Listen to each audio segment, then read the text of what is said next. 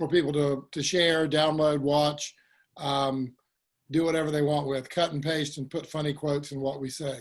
Doesn't really matter. It's all in the public domain. So I'm Joel Porter. I'm in Gold Coast, Australia.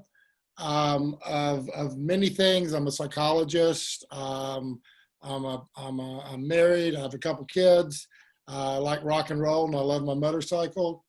And I enjoy having wonderful conversations with people, even if we don't agree all the time. And so what we're doing tonight is we're going to be talking about praise and affirmation and taking a deep dive into what is it and how to best utilize this to help people get to where they want to be and make changes they want to change. How about we just do a quick round of introductions with everybody who's up on the panel right now, and then we'll move into housekeeping and we'll talk about our sort of charity that we support, the Guardians of the National Treasure. Steve will talk about that next. Okay, thanks so much, Joel. I'm Steve Rolnick, psychologist, grew up in Cape Town, live in Cardiff, but I'm now based in Geneva. Greetings to everybody. Hi, my name's Russell. I'm a psychologist as well. Grew up in Scotland, spent many years there, but been in Cardiff as well for 11 and a half years. And I've initially joined these webinars as a guest, but I've kind of crept up the ranks to become sort of panelist and manage some conversations, which has been great fun. So thanks. Allan, you want to jump in and introduce yourself, please, my friend? Sure. I'm Allan Zuckoff. I am located in New Jersey in the U.S. I'm also a psychologist by training, and I guess that's enough about me. All right. Enzo, it's nice to meet you, my friend. It's a real pleasure. Thanks for having me on as a guest. I'm the minority of the group. I'm a dietitian by trade. I'm not a psychologist, which is a typical thing for dietitians. A lot of us are really keen on MI. I heard all us in the background. That's fascinating to have it around as well. My interest has been from a professional, practical standpoint, but also academic. I've wrote one particular paper using MI and self-determination theory to evaluate a program. And that's where all my other thoughts and theories have come from there then. So that's me in a nutshell. All right, well, we'll get to know you better during the conversation. Lovely. Just a couple general housekeeping things is, one is just make sure your microphones are off, particularly the audience. I think everybody's muted on arrival. And the other thing is that we started a new, I've talked about this a little bit earlier, we started a new thing that we like to do, which is we like to make space for people in the audience. If they either want to ask a question, they can do a Q&A, and Russell will be fielding the questions. And then we're going to ask people if maybe they would like to come up, if they ask a question, and talk a little bit about, share some of their thoughts and ideas. And so if you're interested in kind of joining the conversation and willing to be seen by everybody, we can bring you on as well too. And we'll let you know when we do that. All right, Steve, you want to talk about the Guardians?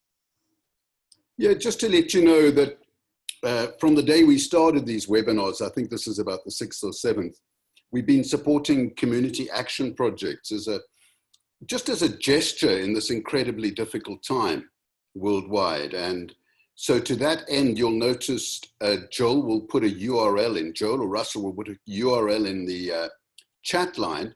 And what we're asking you to do is to be generous spirited and donate to this wonderful project in Cape Town, which is in one of the most violent townships there. There is somebody truly special called Ralph Bogers. And we've palled up with Ralph. And right now, although he started developing sporting activities for the children, right now it's down to feeding, literally, feeding starving people. And any money that you donate, I can promise you, Ralph pulls that out of the bank, literally, and spends it. So so this is a call. Thank you very much. And at the end, I'll tell you a little bit more about Ralph. We'll introduce you to Ralph too in a video. Okay, thanks. Okay, well, so away we go. So Russell, I'm going to, one of the things we do in our webinars, we don't rehearse and we're not scripted. And so we enjoy each other's company and we enjoy each other's conversations. And when Steve and I were talking about how we'd like to do this, as we have done in different places when we've met around the world, is to, like we're sitting in a nice quiet pub having a conversation. And then people wander up to the table and sit down and join in the conversation. And before you know it, ideas are being exchanged and friendships are being made and deepened. And so that's the spirit in which we do this. Now I'm saying that because Russell, I'm going to put you on the spot right here because this one was your idea to talk about praise and affirmation. And so I'd like for you to introduce the topic and why it is that what about this topic is appealing to you? Right, yeah, well, the concept of praise is something that we're all very familiar with, you know, well done, all that sort of thing, you know, and it's used very, very commonly. You hear it quite a lot. And I first came across affirmation as it's defined in MI about 8-9 years ago, and typically how to reflect that back in a statement and really focus in on what people's personal qualities and values, their strengths and resources are. And got interested in how potent it can be to build people's motivation and appetite for change. Simply because it's very, very hard to dismiss for people. It resonates, it feels more powerful, and it can have a very immediate effect and a very uplifting effect on a human being sitting in front of you, even one statement.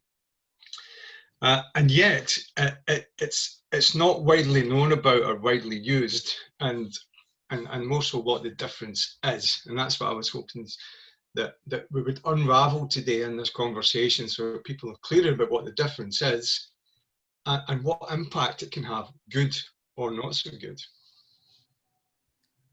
All right. All right. Yeah, no, I wandered into, I mean, one of the things that you learned in psychology school, and this was years and years ago, and it's almost, as I recall, it's kind of a basic principle of behavioral psychology, is you get better outcomes or you get better behavior change when you do positive reinforcement versus punishment or negative reinforcement. And in working in the addiction fields early on in my career in the States, where it was a highly confrontational, highly critical approach, praise was just barely spoon-fed out to people because the goal was that you didn't want them to get a big head or you didn't want them to get too proud. And so you didn't want to make too much praise about what they were doing. And so you really, if you were going to do that, you need to do it very, very sparingly almost, because the goal was to focus on what the person was doing wrong. And then I bumped into motivational interviewing and had read what Bill and Steve wrote early on about affirmations, along with some other things they wrote in that first edition of the book, which really kind of turned a light on in my mind about how important it is and why. So I'm interested in this topic, and I have found in my clinical practice that genuinely and strategically finding ways to affirm, praise, validate people is a powerful therapeutic gift to give people. How about you, Steve? Yeah, perhaps I could just tell you a story or two. The worst one is in 1982, a psychiatrist I was working alongside in a child guidance clinic. He pulled me aside and he said, "I want to tell you something about yourself." And I said, "What's that?" He said, "You're too enthusiastic and you'll never make a good psychologist." So I was furious with him, remained furious with him for a long time, but always felt very shy about expressing enthusiasm in clinical scenarios because this guy had kind of, And then more recently, about 5 years ago, a patient with a long list of multiple interrelated problems. lots of them, what you might call a heart sink patient, came back to me and said, I've quit one of his substances. And I said, that's incredible. How did you do that? And he said, it was something you said. And I said, what? And he said, well, when I left last time, you stood up and you shook my hand and you said you were a dignified person.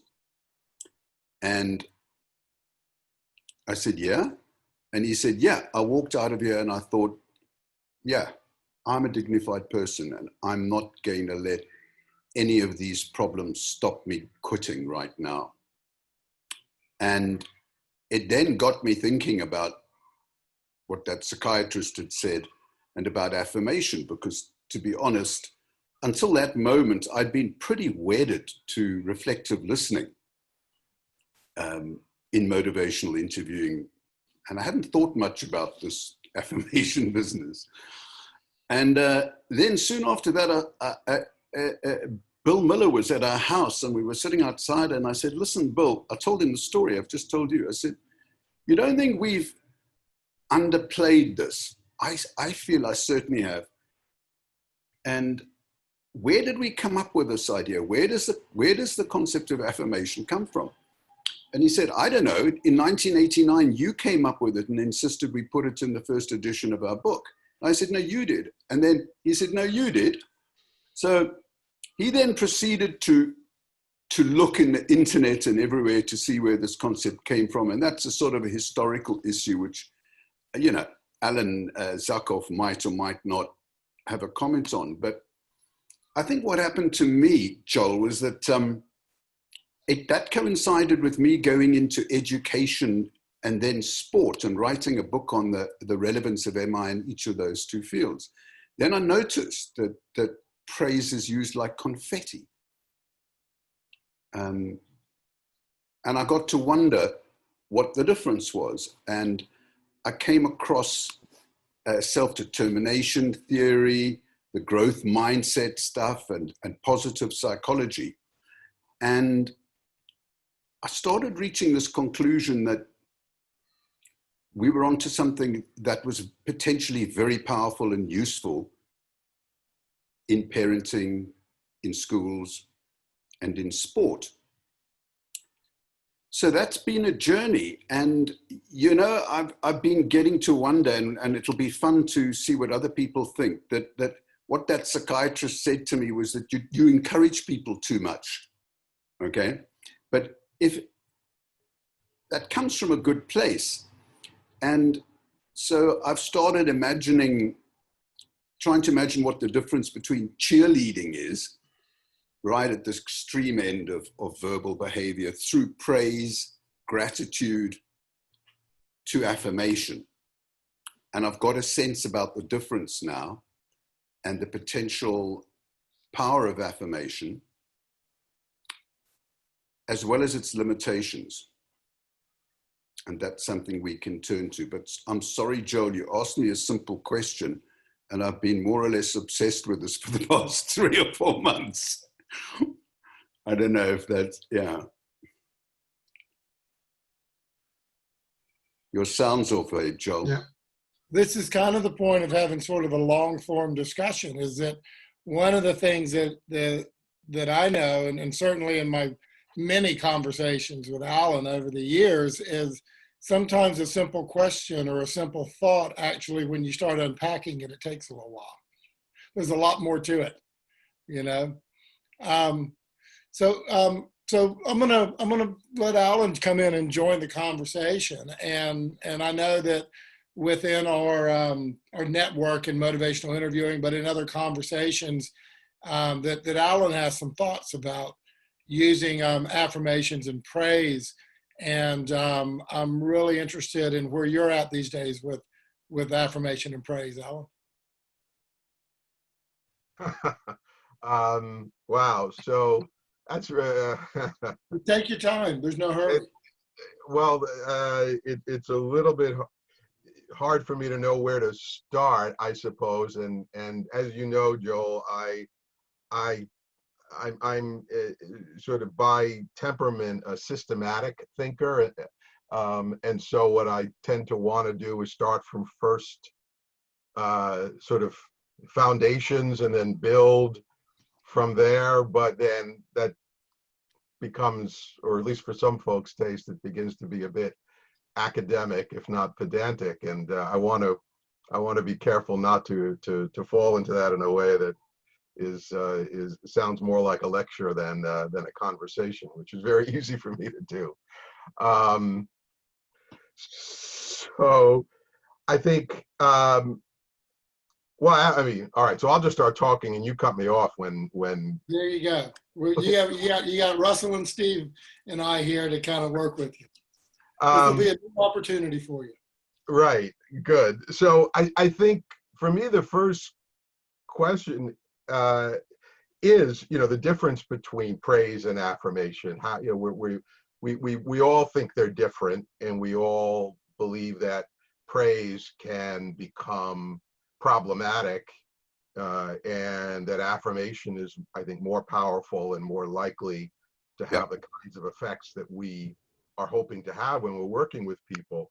But then to me, the question that immediately comes up is why? Why should that be?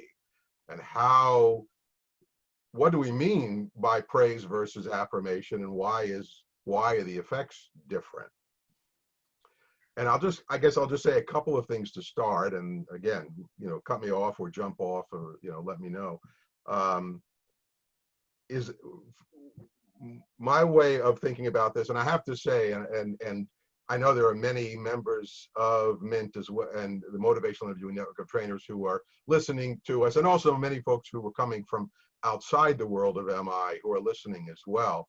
And one thing I always feel it's important to do is to acknowledge that my ideas about this, as with so many things, are not particularly necessarily all by any means my ideas, but they are ideas that have come through many years of conversations with many other folks in the MI world. And one of them is Carl Fabring, a Swedish member of Mint, from whom I learned this particular idea, which is that praise comes from above and affirmation comes from a different position, a different place. That when we praise someone, the message we're giving them is, if you say good job, or that's great, you did that really well, what that implies is that you are the expert. You know what it is to do something well and what it is to do something poorly, and you're in a position to make that judgment. And I'm now judging you as having done well. And so in that sense, it comes from a position of being above the person we're talking with. Right? Affirmation, I think, is best understood as an expression of admiration. And when I admire someone, I'm actually looking up to them rather than looking down at them.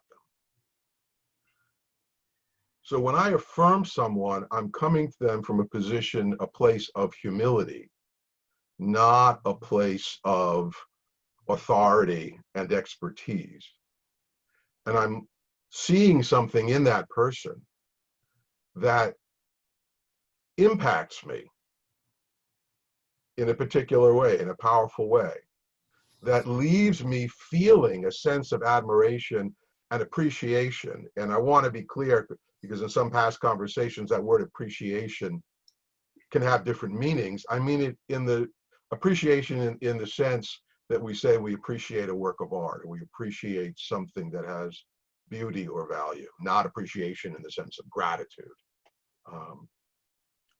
And I think to be able to affirm someone requires us to be in that place. You can't affirm from above. Mm.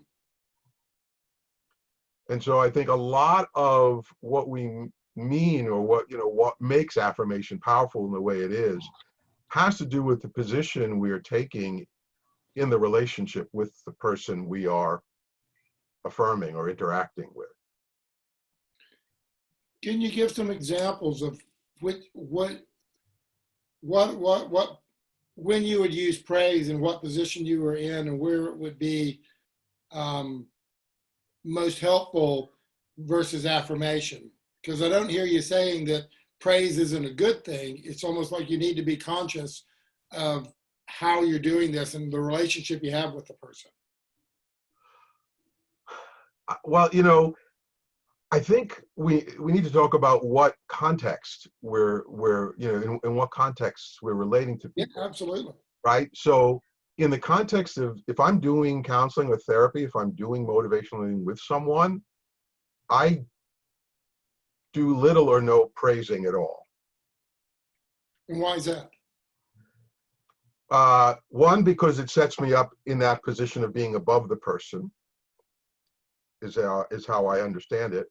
And two, and this is maybe also a kind of a related thread, is that you mentioned, Joel, you started by saying, you learned early on about reinforcement and punishment and the power of reinforcing. Well, I think probably all of us agree that if the choice is between reinforcing a behavior by giving a reward or punishing a behavior you don't want, we are going to favor helping people through rewards rather than punishment.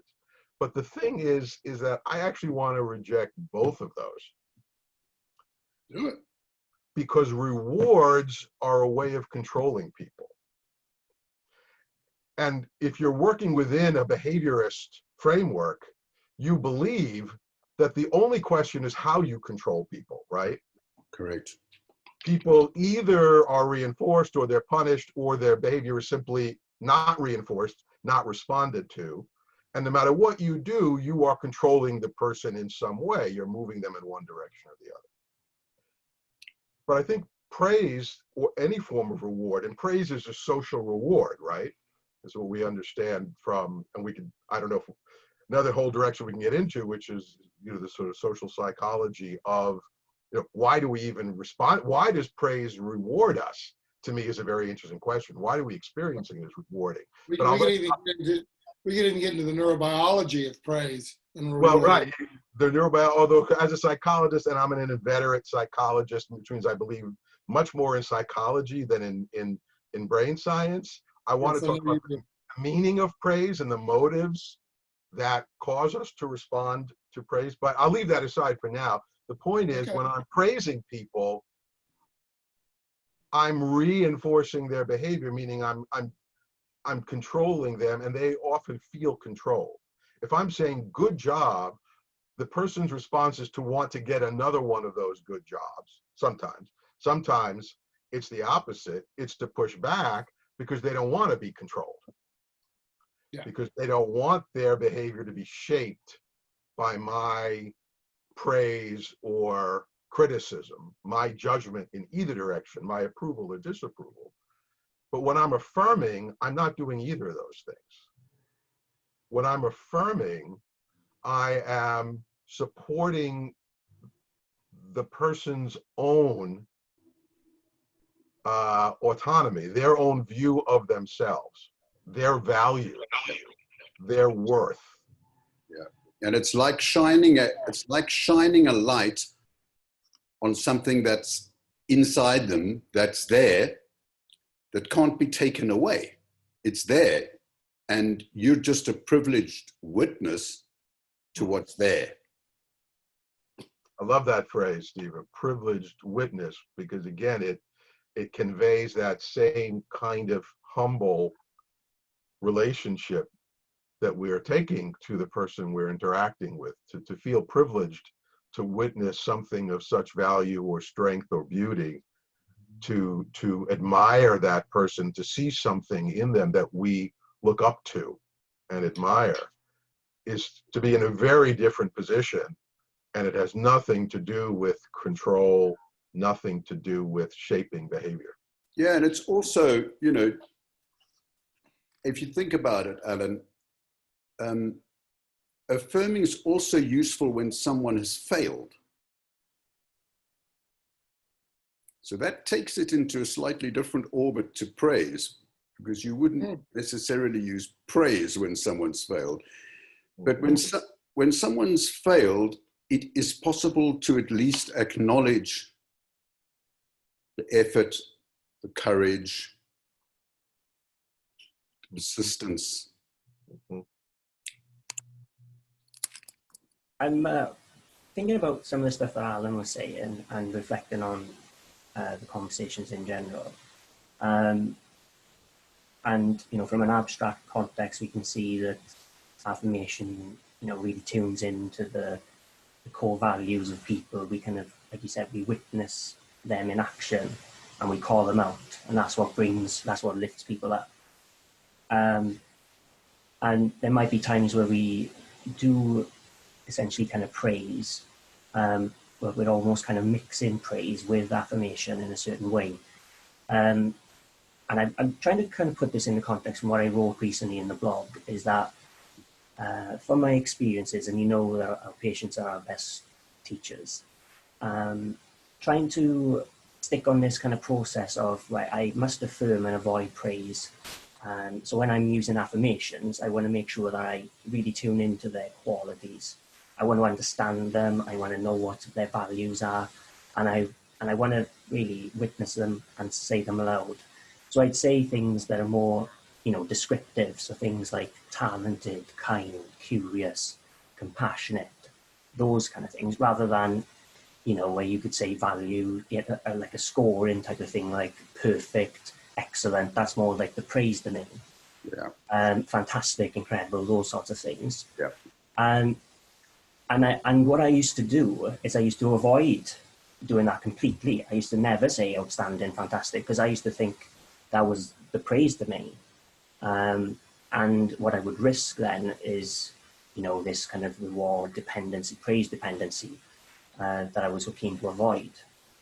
And a few occasions in more recent years, as I've been more focused on affirmations, I've had patients that have kind of, you know, for weight management, let's say, kind of, I've built a relationship with them, and they've come to the end of their, you know, therapy, and they've achieved their weight loss goals. You know, their health has improved, and there's usually at that end point where they come back to, you know, do you want to feedback on your experience? And on a few occasions, and I remember one particular person said to me, despite him coming back and we had a good rapport, we had all these things, you know, and he was clearly motivated and succeeded, so to speak. He said, "You never said well done. You never said I did a great job." And it just stuck with me. And I thought, I didn't. Well, I said all of these things about, you know, punctual, coming on, being on time. You're very curious. I said all of these things. You know, you're good at record keeping. All these things, but I never said well done or fantastic.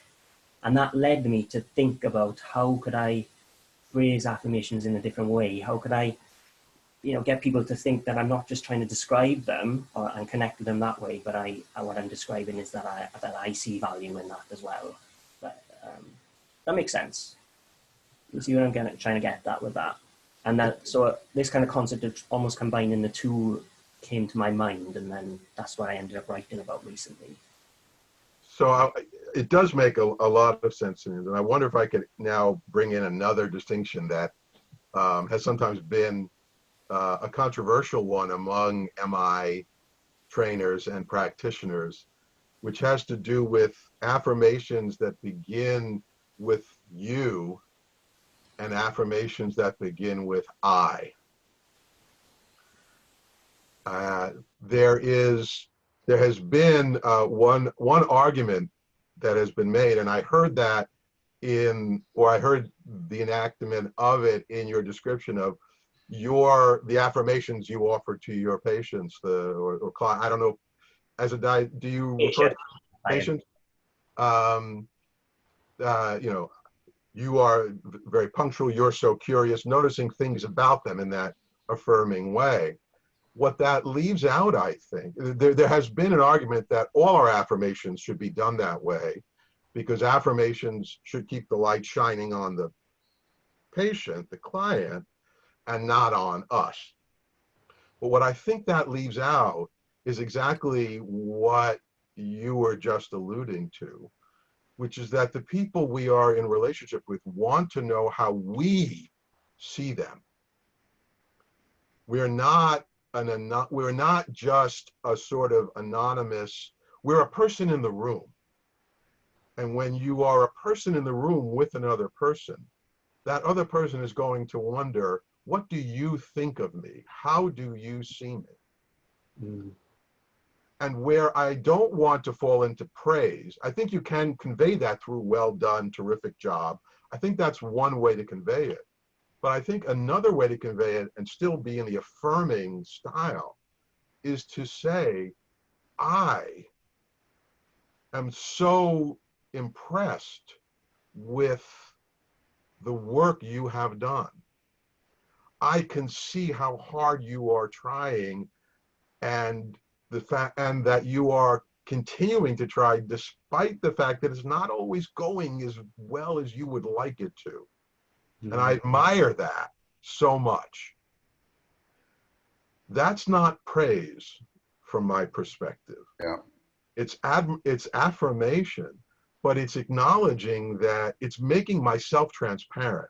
My view has always been that when you affirm from a you position, you are sort of, I don't want to say dissembling, but you're making yourself quasi-invisible, as if it's not coming from you.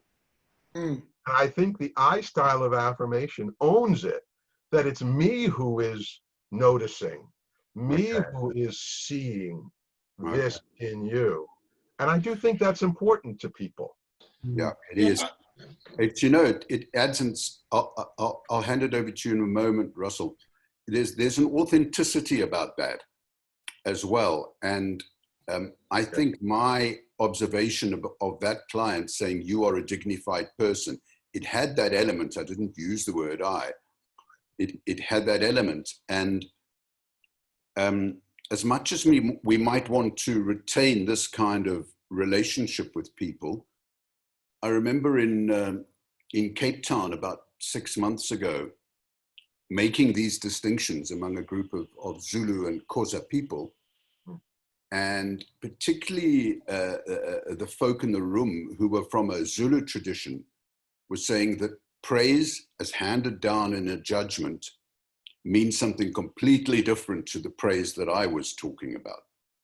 So there are circumstances and cultures and probably people who do respond to praise, and it's in what they say next and how they respond that we can get clues to what's particularly useful for them.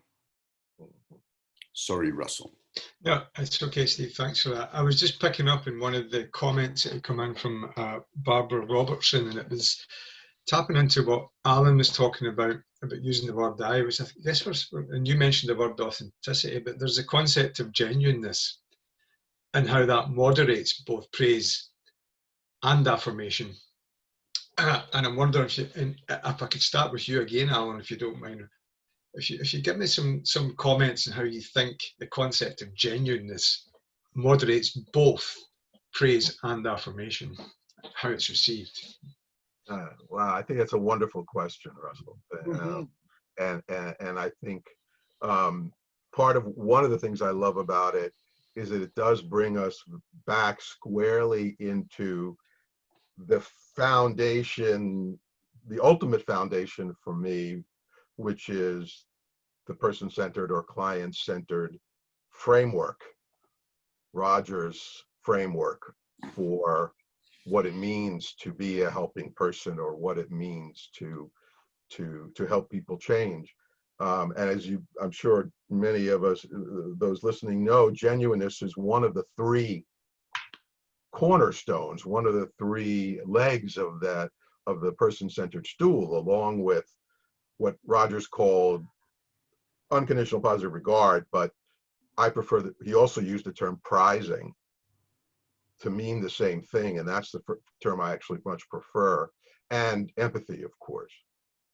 And I think, to speak directly to your question, a lot of what we talk about, I love that early phrase you used, Steve, when you said people use phrase like confetti. they sort of toss it and just kind of sprinkle it, I guess. And one of the things about using praise that way is it's easy. It doesn't take anything from us. And it's generic, right? It's the same thing I would say to any person. It doesn't have anything to do with you and who you are. And I think affirming requires more work from us. It requires us to be genuinely attuned to who this person is. And it requires us, in a way, to risk a certain kind of vulnerability, which is what genuineness, I think, is ultimately. To be genuine with another person is not to hide behind the facade, the professional facade. That comment that was made to you all those years ago, Steve, about being too enthusiastic, what it immediately brought to mind for me, and I don't know the orientation of the psychiatrist who said that, but we know, of course, for the longest time, the psychoanalytic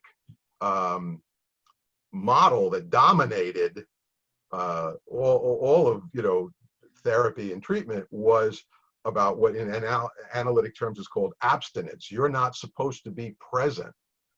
You are supposed to be this person who's essentially like a screen. You're not a person in the room.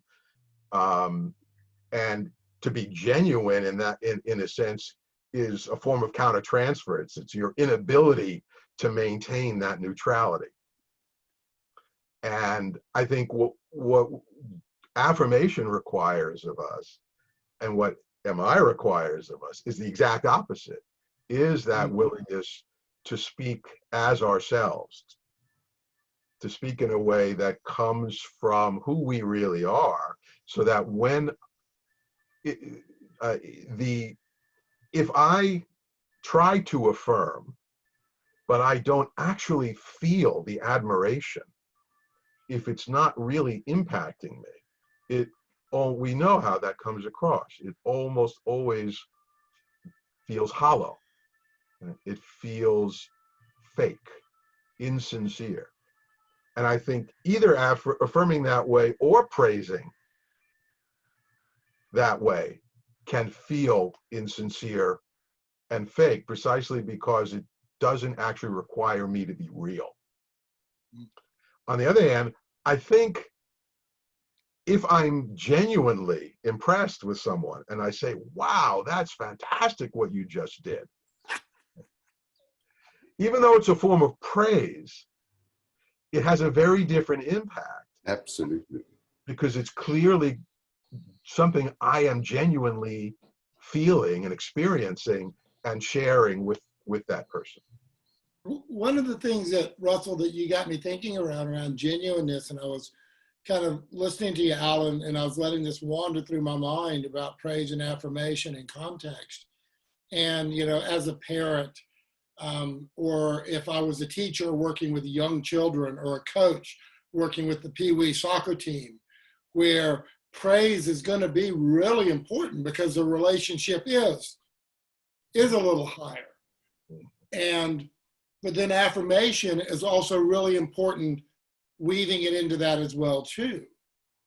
And if I'm going to give praise to my son or my daughter or a student or a young athlete, I need to be doing this very consciously and intentionally about why I'm doing this. And am I trying to do this in a way to try to control the person? Or am I trying to use affirmation more in a way to continue to prize the person and acknowledge something specifically that they're doing that is moving them in the direction that they want to be going in, or that we're working towards together. And I think it's really easy to fall into the trap of praise with young children. And you're a good boy, you're a good girl, sort of thing. I think in the parenting domain as well, this kind of concept of being congruent, kind of being on the same page, being side by side. It's quite interesting that you can see parents trying to, they might compare their children and say, oh, you're really cool, you're like James Dean, and the child has no idea who James Dean is. So it's fallen off deaf ears. So there's no there's no relationship there, you know, because that's context they don't understand. That's not being congruent. But if you can both understand something together and then, you know, frame the affirmation in that way, in a genuine way, which obviously is the opposite of manipulation and control. I think that's the interesting thing. And perhaps parenting, because I'm not a parent, is maybe a bit out of my scope. I think with patients and people maybe perhaps of the same gender, the same age, there can be a way where you can slip into that a bit easier, I feel. But then again, you know, it all depends on expertise. I've just picked up on an interesting quote, sorry Steve, from Andy Orton. It says, affirmation gives a receiver something to work with, then in brackets, growth mindset. Generic praise fixes the performance. It's a nice way of putting it, Andy. You know, I've been listening to this and wondering why do we want to affirm people and what effect does it have on them? And I'm reminded about a comment of Allan's about Karl-Fabring in Sweden, because I'm struggling in my little world of sport and to some extent education in helping practitioners learn the skill of affirming. And the best solution I've got to that is to encourage people to adjust their mindset rather than just work on the skill, and put on what I call strengths lenses. That if you've just got those lenses on, like the guy whom I said was dignified, you've just got them on, it will come out of you. That sort of prizing of someone else will come out of you. So I say that by way of comfort. But look, Karl-Fabring used to talk about self-affirmation. So in one sense, the purpose of affirmation is to help someone prize themselves, in which case there's less of an onus upon us to come up with the clever affirmation, because you might use a question rather than a statement. Okay, because thus far, I know we haven't gone into the technical side of it, Allan. What we've been talking about is making a statement that is prizing of someone else. Right. And making a statement's damn difficult for folk to learn how to do. It's fine for us psychologists, but it's natural, but people have got to unlearn so many things to make a statement that it limits the impact of what we're talking about in the real world of education, sport, and I dare say parenting as well. However, if you say to someone, what do you like the most about what you did? The response will be to affirm themselves. Yes. Independent of your judgment or what you've witnessed. And I am aware, and Karl-Fabring often used to talk about this, that there's a large body of research in psychology that suggests that when people affirm themselves, it has a really positive impact. So I just wanted to point out that you can ask someone an open question, the outcome of which is self-affirmation. Anyway, I've been wondering that, you know. Don't know how it lands with you guys. Am I rambling on? Not at all. I have a couple of thoughts, but again, just cut me off when I start talking. No, go for it. Go for it.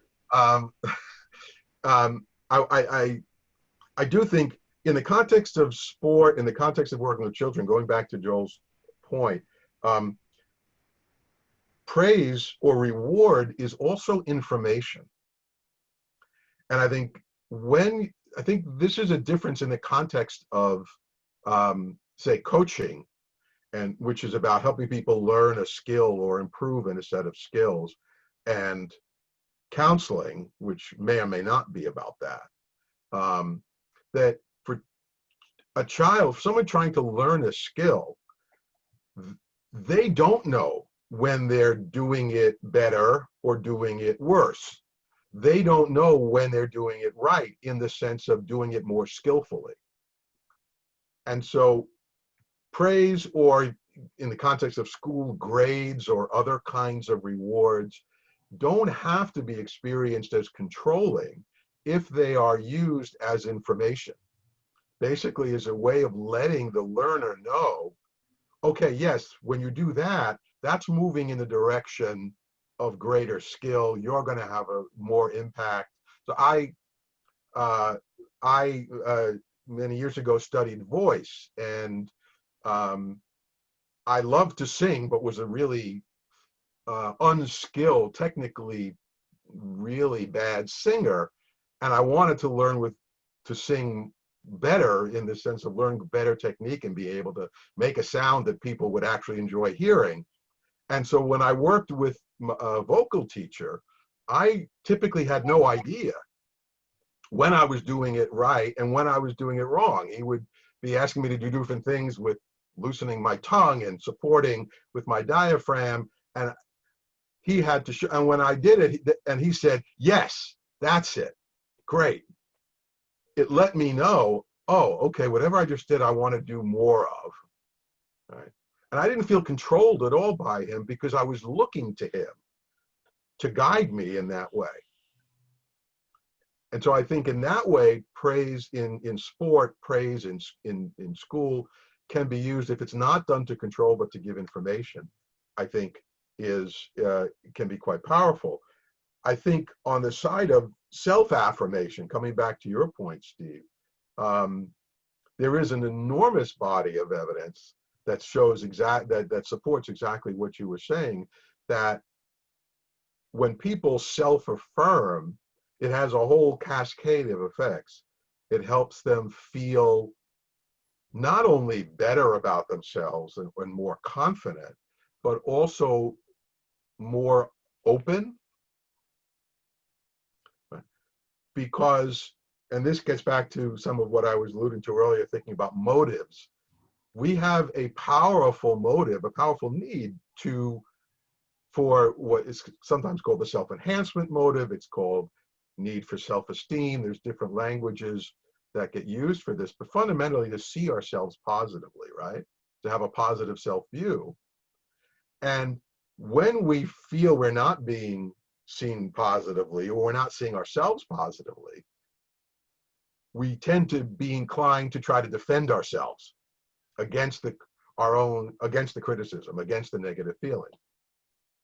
When we are invited to self-affirm, we don't feel that same need to defend ourselves, to continue to insist that what I'm doing is already okay.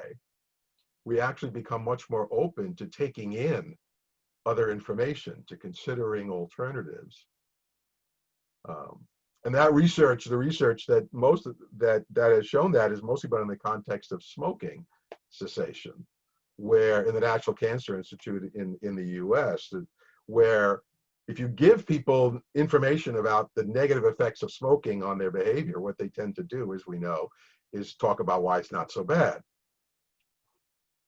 But if you ask them, and you gave the example, Steve, of what did you like best about what you did there, you can also invite people to self-affirm in even less directly by inviting them to, in these studies, they invited people to write for 5 minutes about one of their own values and how it shows up in their life. And so for 5 minutes, people would just write about something important to them and, you know, where it showed up in their life. And then they'd be given the same information about their smoking, and their response to it would be very different. It would not be defensive.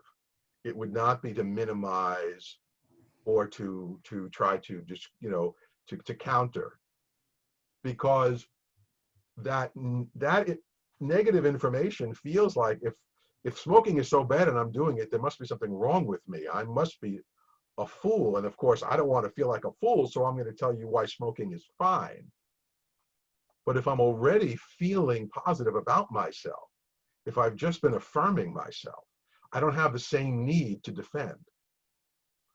I can simply say, I am a good person, a worthwhile person, a reasonable person, and I'm doing this thing that maybe is having not so good an effect on me. Maybe I might want to think about changing that.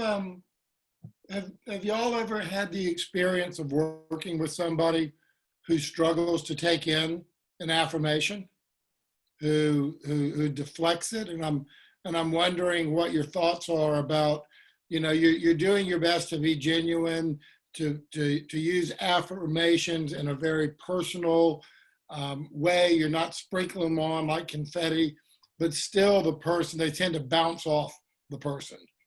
I wonder what some of your thoughts are about that. Enzo, you have your hand up. I would probably say, in my experience, it's mostly the people who lack self-esteem.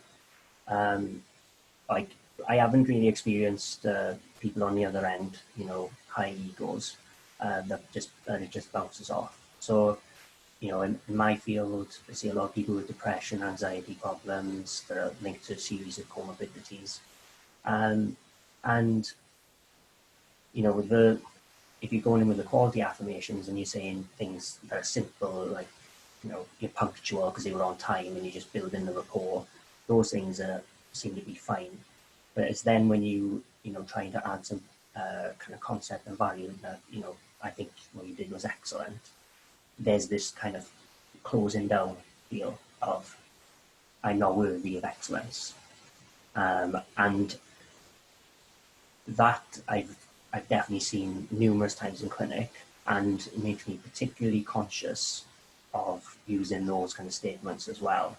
And particularly really zoning in on this, rapport building, the authenticity, bringing in, a natural conversation. And then trying to, I suppose with the when someone's got a low self-esteem, is their threat alert is super high. So, talking about some of the concepts Allan was mentioning earlier, they already see themselves in this really negative way. And to have more negativity, to have the opposite of a strong positive can be quite jarring. Mm-hmm. You see where I'm going with it? So I've kind of learned essentially to stick more with the quality affirmations and build in time with rapport, and then bring in things like, like Allan was saying earlier, I'm really impressed with what you've done. But not going too extreme with things like outstanding, incredible, because it just doesn't sit right with some people with low self-esteem. So what the person that you're working with, how they respond to your affirmation, gives you immediate feedback about where to go next, or how to kind of maybe recalibrate what's going on in the relationship in the moment right now. Essentially, yeah. Okay. I don't know if others have experienced that. Absolutely, and very similar to what you described, Enzo. And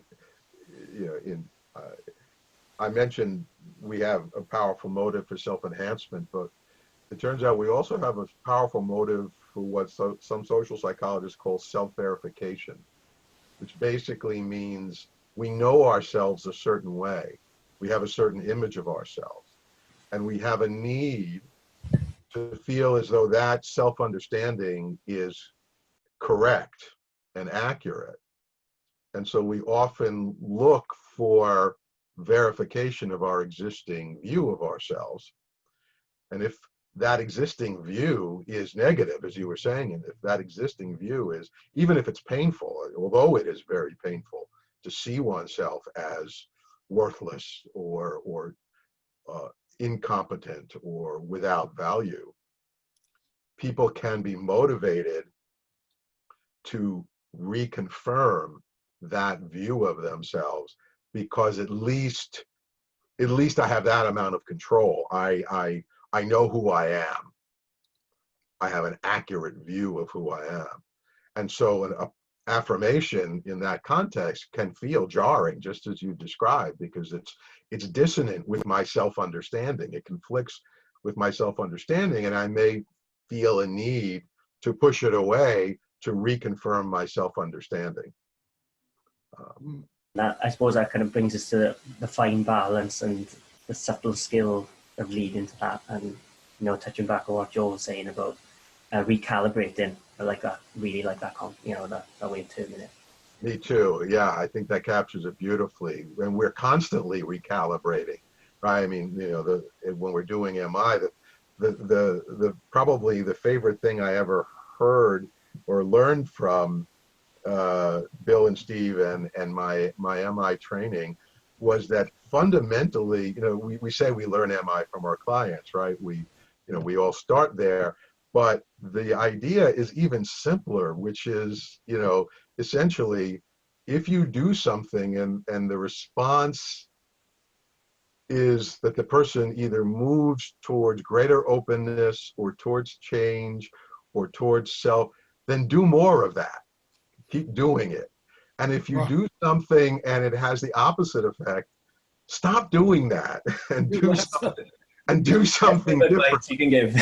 It's the best thing I ever learned from and the thing I try when I'm doing introductory MI training, the thing I always try to end my workshops with is, if you take away nothing else from these 2 days that we spent together, think about that, and then how we calibrate and recalibrate what we are doing based on the response we're getting from our client. What's interesting is, and again, I'm going back into my early addiction treatment days, was the more resistant you got, then the better you're doing. So if you're getting, if you're getting hit by flak, then you're over the target. So just keep doing what you're doing, and then assume the person will break, as opposed to actually, that's not helpful, because that you could be doing, at worst, you could be re-traumatizing somebody with what you're doing. But that was a good point, Allan. Hey, Russell, Steve, I'm wondering if we have such good comments going on in the chat, and I'm wondering if any of the people in the audience would like to come on and share some of their thoughts with us. So if Kate, Margot, Orla, anybody, if you're interested in joining us, please, come on up. I'm looking at the screen, and it's it's 5 dudes here, and it'd be nice to hear a woman's voice, or somebody else from a different part of the world join us and hear how affirmations and praise work in your culture or in your world. That I noticed that there was a comment, I think it was from Allan Zuckoff. I thought I saw his name pop up on the chat, with sort of asking that question about thinking about affirmation and praise and how they are received and experiences in different cultural contexts, which is certainly something that we've had conversations about over many years among in the MI world, and I think is a really important question to consider. Steve, you alluded to it earlier. If you have some thoughts, just send Russell a message and we'll pull you up. There's another question just related to that. Sorry, Steve. Allan, has been raised by Martha Lettinger, as how affirmations might be received by different clinical groups as well. Has there been any research in that? And what has that found, if anything? Sorry, Steve. Yeah. I think Alan's more well-read than me. Well, one of the things that's so frustrating, of course, is that often the answer to those questions is there is no research on that. And it points in the direction of research we need. We don't have. We have research that shows generally. There was a reference in the chat to Claude Steele's work on self-affirmation and self-affirmation theory, and it's also in relationship to stereotype threat and other kinds of things that are so relevant to our conversation. But I'm not going to say anything further about it, but I think there's a lot more that we don't know from a research perspective. Michael Perla has offered to make a comment on the cultural differences or the cultural context of affirmation, so that could be something we could look at. Who's that, Russell? That's in the question and answer box. Somebody called Michael Perla, as he said, he would offer to make a comment about the cultural context of affirmation. Okay, Michael, I will pull you up in just a second. Just give me a second to find you in the list of people. I know Michael Perla. I'm sure I remember that name. Got him. Okay. Promote to panelists. Welcome, Michael. All right, Steve, well, if you know him, why don't you introduce him and get the conversation No, I going? don't know. I have to see his face and then I'll remember him. Okay. Well, I sent him an invitation to be a panelist. Yeah, he's come up. And then I've got a comment to make about Jurgen Klopp.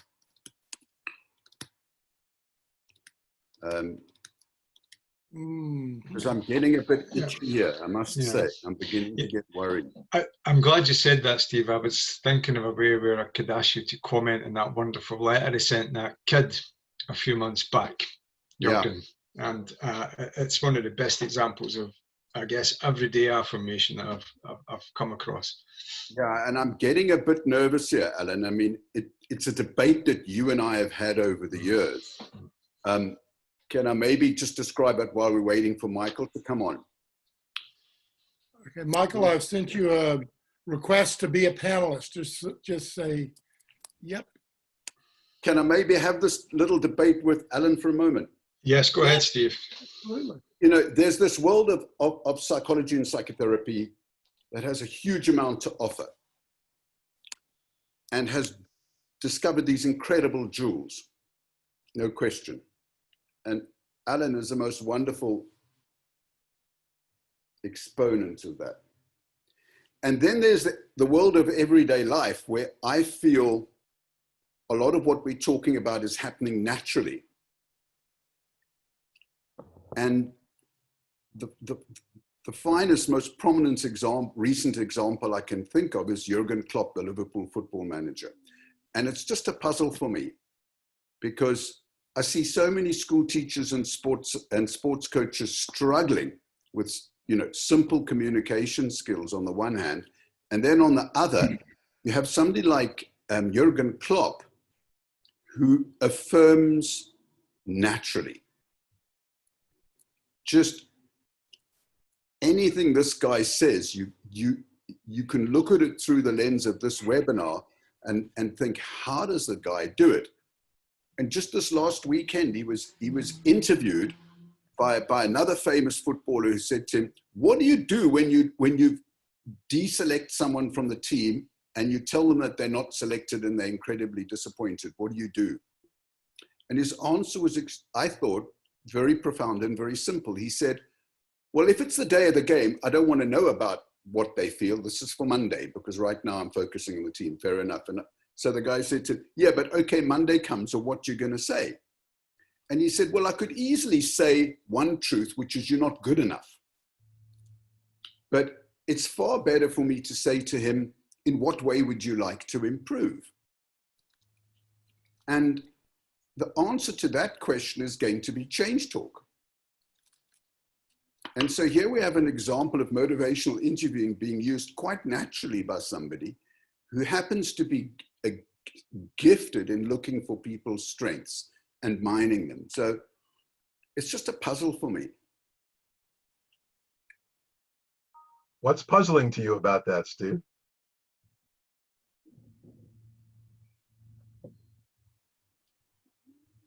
Why can't we help colleagues of his do this stuff better?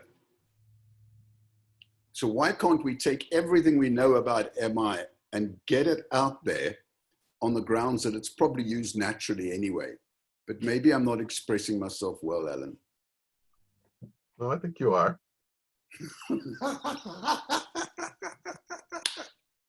Well, on that note, we got Michael up. Michael, welcome. Hi, can you hear me? Do you recognize Michael, Steve? I think I do, but I can't remember where. But We met in Israel. We met in Israel, Steve, with Professor Shauli Levran. There we go. There we So go. just a quick comment about what you've said, Steve, about the cultural context of affirmation. Just something that kind of reminded me that a few years ago I had a workshop to therapists who are from the ultra-Orthodox community in Israel. So this is a crazy setting where men sits apart and women sits apart, and you know, with all the but wonderful people.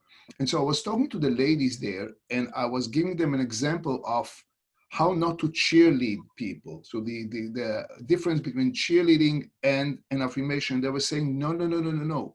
If you don't do this cheerleading to our people, this is insulting. And I was kind of taken aback, and I'm not sure this is a saying about all the Orthodox community. It may be a saying about their own little community bubble, whatever it may be. And then, it made me think that sometimes, our truths about affirmation and cheerleading at times are not socially the right ones. And I thought about what you've said, Allan, that at least when you're in this situation, if it comes from a genuine place, the cheerleading could be a bit better. Even if it sounds to our MI ears as cheerleading, it may sound better. So just a little story, and I thought about this crazy workshop, which actually went really well. I think it's a great point, Michael. I think part of what we have to, I mean, again, it's coming back to calibrating and recalibrating based on the response we are getting when we're trying to offer something. People come to us with certain kinds of expectations and certain kinds of experiences that shape those expectations. And I'm thinking of Enzo's earlier example. If in your context, whether it's a culture or a family or whatever it is, the way that love or the way that encouragement has always been expressed is through praise and cheerleading, and then you come to have a relationship with someone, a therapist, a trainer, a teacher, and they don't do that, you are going to experience that as missing, as a gap. And you're going to begin to wonder, why aren't they doing that? And so I think I think your point is really important, that we can have a framework, but we should not be trying to impose that framework on people as though all people are the same and are going to hear and receive what we offer in the same way. And just as empathy, compliments, or affirmations can be batted away in some contexts, and in other contexts, if they're not offered, they're felt as missing. Just as we usually find that empathy creates trust, but sometimes people respond to empathy with suspicion. We always have to be primarily attuned to, not to what do we think theoretically should work, but what's the actual effect of what we're doing, and what does this person need from me to experience me as trustworthy, as someone they can enter into this kind of relationship with. Yeah, I'm promoting Barbara Robertson up. She had an interesting comment about honesty and how this fits in with motivational interviewing. And I'd really be interested, Barbara, for you to share a little bit more about what your comment was. I'm strolling back through all these great comments that we have, trying to find out exactly what you said, but it sure did pique my interest. Are you there, Barbara? I'm here. Hello. Hey, Barbara, where are you? I'm in Ann Arbor, Michigan. I would love to be mentored, but have had trouble finding mentors and getting through the process. I'm a lactation consultant, and so I use motivational interviewing in the healthcare field, and it has changed my practice. So, and thank you to Marcia Benz from U of M. She's been my trainer throughout these years.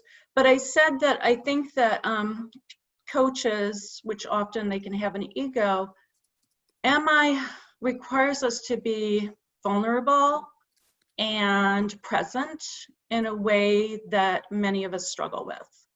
As a practitioner okay. As a practitioner. And it sounds like the soccer coach, and my son is a huge soccer fan, football fan, sorry. It sounds like he's comfortable enough in his own skin that he's able to tap in and be present and see what's actually happening and then say it, which I think a lot of people struggle with that. Yeah, and you said as a practitioner, and as a coach, but I think it's true as parents. Yes. Yeah. It's difficult for parents to be vulnerable with their children very often in that way. I mean, if you're really going to affirm your child, you have to be willing. You're showing them who you really are. You're not the total expert. You're not totally in control. And that's a difficult thing for many parents to achieve as well. And being invested in the outcome, if you're a coach or a parent, it's very hard to let go and be vulnerable. So, yeah, no, I love motivational interviewing, and I'm thrilled to be a part of this. So thank you. Oh, thanks for joining us. I mean, that's a good point, and it goes back to what Russell came with earlier, which is about being genuine and being willing to be genuine and to risk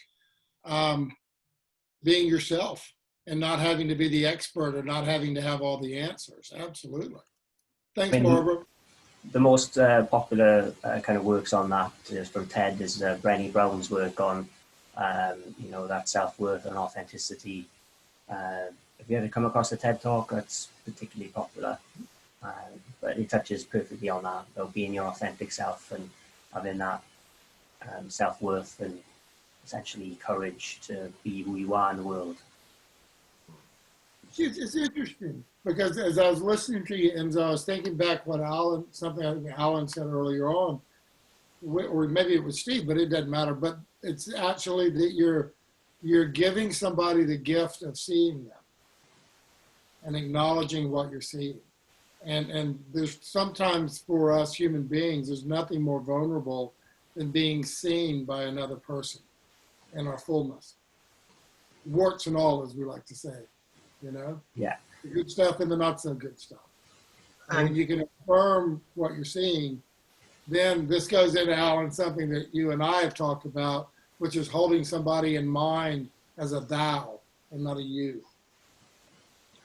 Yeah, absolutely, Joe. But I would say, giving a gift can also be a vulnerable position to be in, because your gift might be rejected.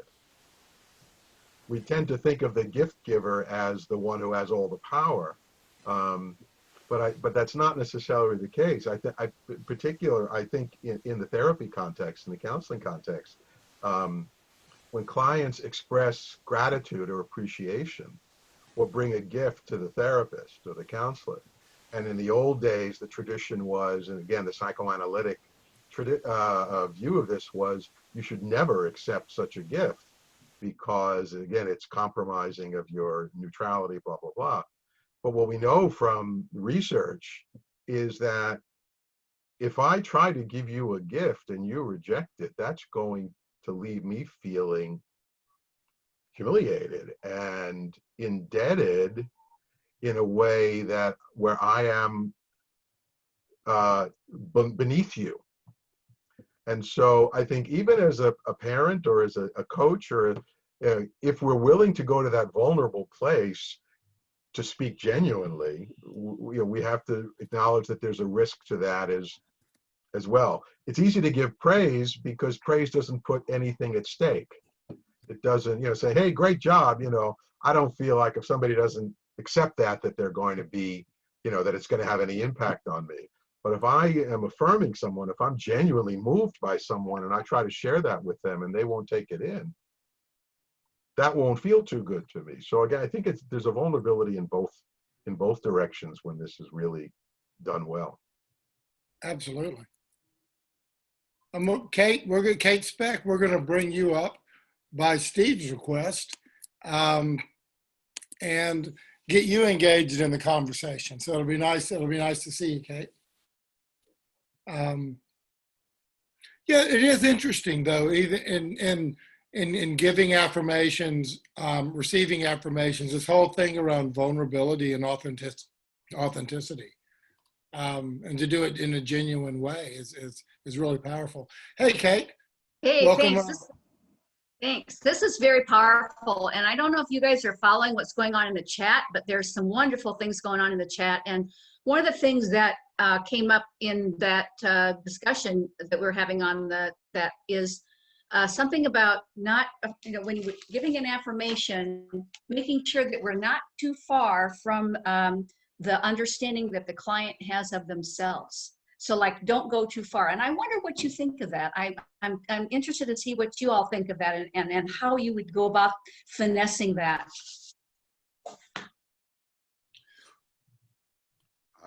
Alan, I'd love to know what I think it. Yo, go ahead. Sorry. Did you?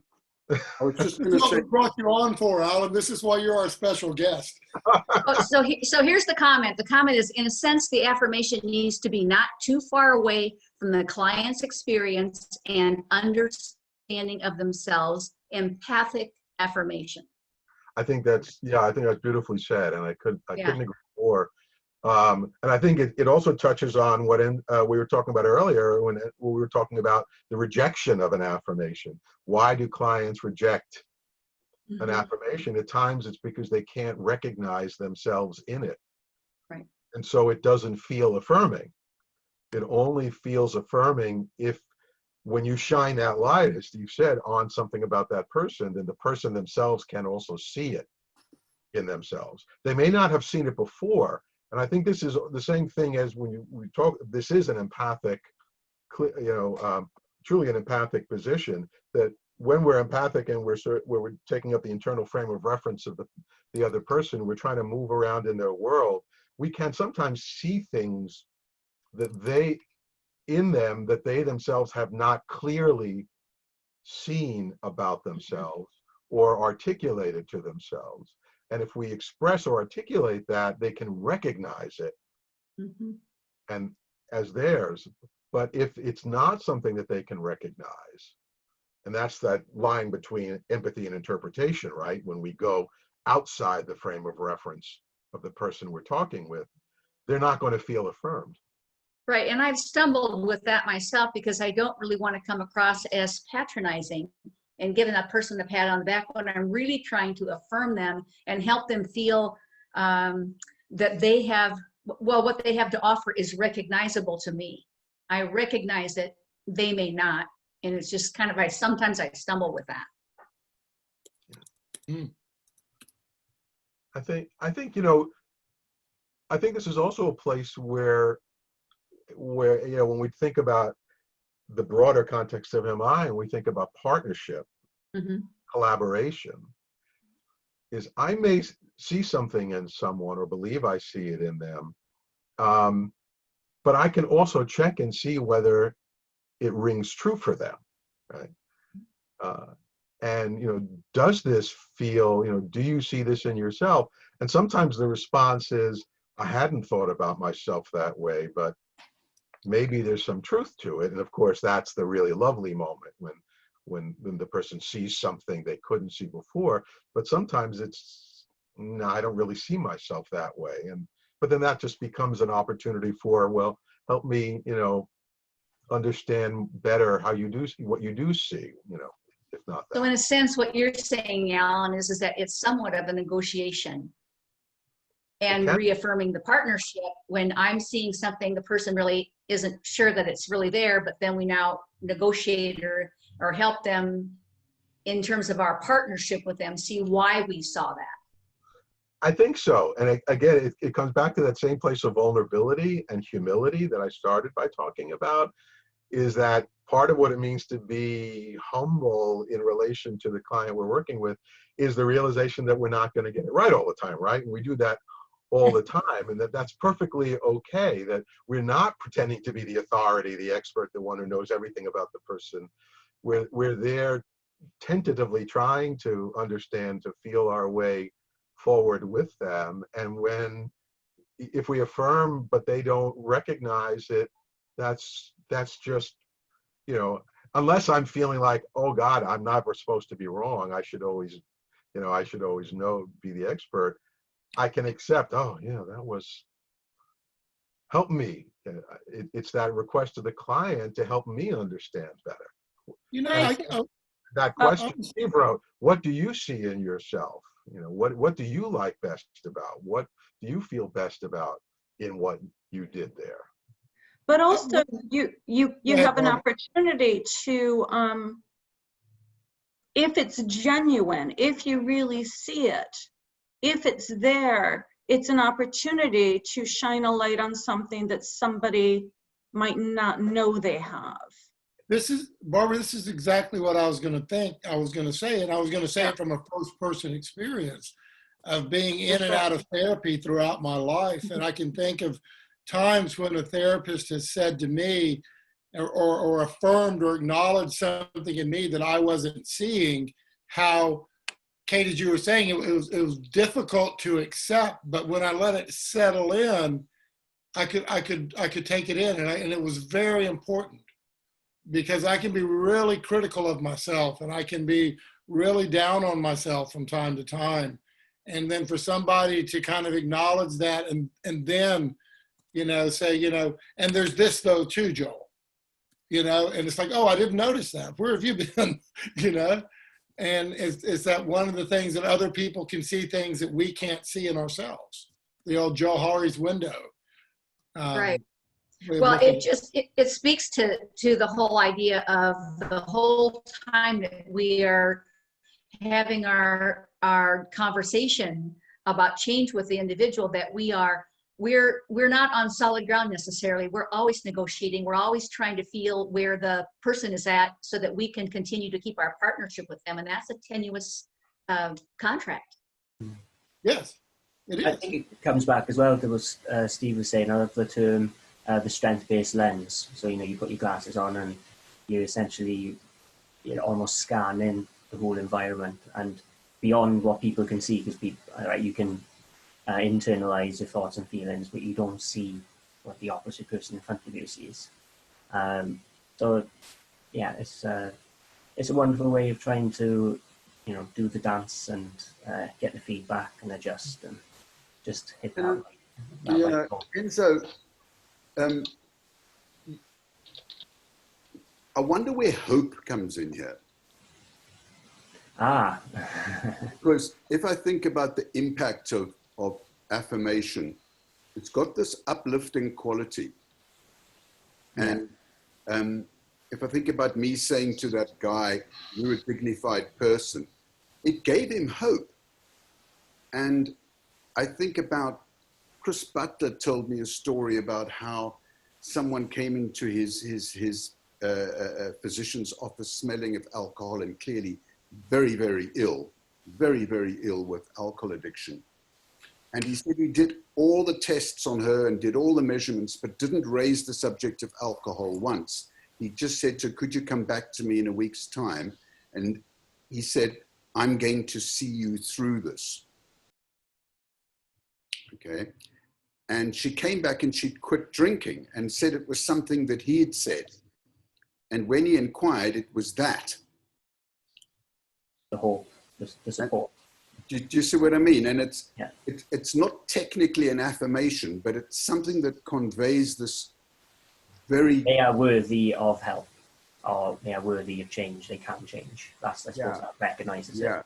I'm going to see you through this. There will be another side, and I'm going to see you through it. So, Nice way. So Steve and Russell, I brought Margot up because Margot works a lot with adolescents, and in terms of affirmation and working with young people and working with a lot of complexity within people's lives. And I was really curious, Margot. Sorry, I just kind of boosted you up without much preparation. But I know you have thoughts, and I'm sure you have thoughts on this. Yeah, and this has been a delightful webinar to listen to, by the way. The brilliance in this panel is fantastic. My questions is when I'm working with my clients, I work with the whole spectrum of clients of color, sexual orientation, the whole gamut. And I'm always very, very cognizant of my white privilege and being an older female at this time. And so I take on that grandmotherly kind of piece. Not that I'm the grandmother and they think I'm cool because I have my feet up on a couch and whatever, but the piece that I'm concerned about is that we haven't really addressed the power structure that's that innate power structure that happens when someone comes to you for that. We haven't talked about that. Like if I say, wow, that was incredible for you, is that me cheerleading? Is that me praising? Or is that me condescending? And we really have to balance that out, because how is that delivered by who I am? and how I'm perceived by my client. And Allan, you spoke about that a little bit, but you didn't flesh it out a lot. And that's where my mind has been at, because I am very cognizant that I have to keep on, I have to keep on putting myself further down and know that if I say, that was so powerful for me to hear from you, that you've made this change, what was my purpose behind that? Yeah, that's an interesting point, Margot. I mean, most of my clinical work right now is in an Aboriginal and Torres Strait Island services. So obviously, I come from a different part of the world, different race, different culture, different ethnicity, a lot of things. And one of the things that I try not to do is make assumptions. Mm-hmm. That just because I am me, then therefore this person is seeing it in a particular way. But I don't deny that those dynamics can be existing, given the effects of colonization in Australia. And there's a lot of factors at play that may or may not have, that may have different valence at different points in time with different people. But I guess that's a long way of saying is part of it is judging how the person reacts. And if I'm curious, if I'm not sure, to ask a question and be genuine and be vulnerable and trust that we have a relationship that can hold that kind of question. That how does it feel for you to be having this conversation with me and being willing to hear what the person has to say? And that really, that's a beautiful way of honoring the relationship. That goes into the second thought that I had of, I work a lot and I do a lot of training with new therapists and I teach at a university. Those new therapists I'm sorry, that was too global. Quite a few people that I work with in training and teaching are vulnerable and very, very uncertain about their skill level, and the level of genuineness that they can express is very difficult for them. And so that dynamic plays in as well, of when I praise, or if I do give an affirmation, what happens if it's rejected? How am I doing this as a therapist? What kind of therapist am I? And their level of comfort versus this group that's on the screen right now is highly experienced. And so that's a level that's comfortable for all of us. Sure. But a new person, that vulnerability causes that wanting to be in that expert position, and then giving affirmations, not as affirmations, but as praise, and you go girl, you're doing a great job, go for it kind of thing.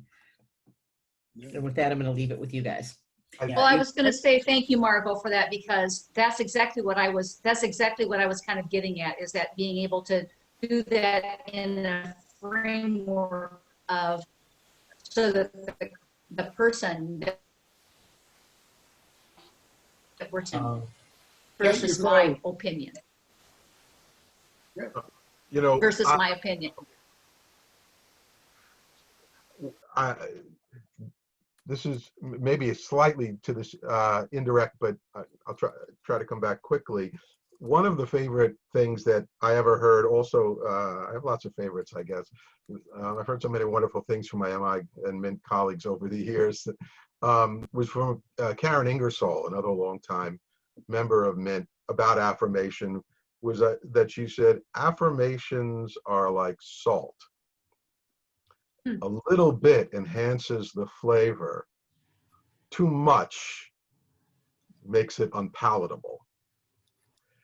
And I think partly, you know, there is that line between affirmation and praise, that this is, you're more likely to fall into doing too much if you're on the praise side than if you're on the affirming side.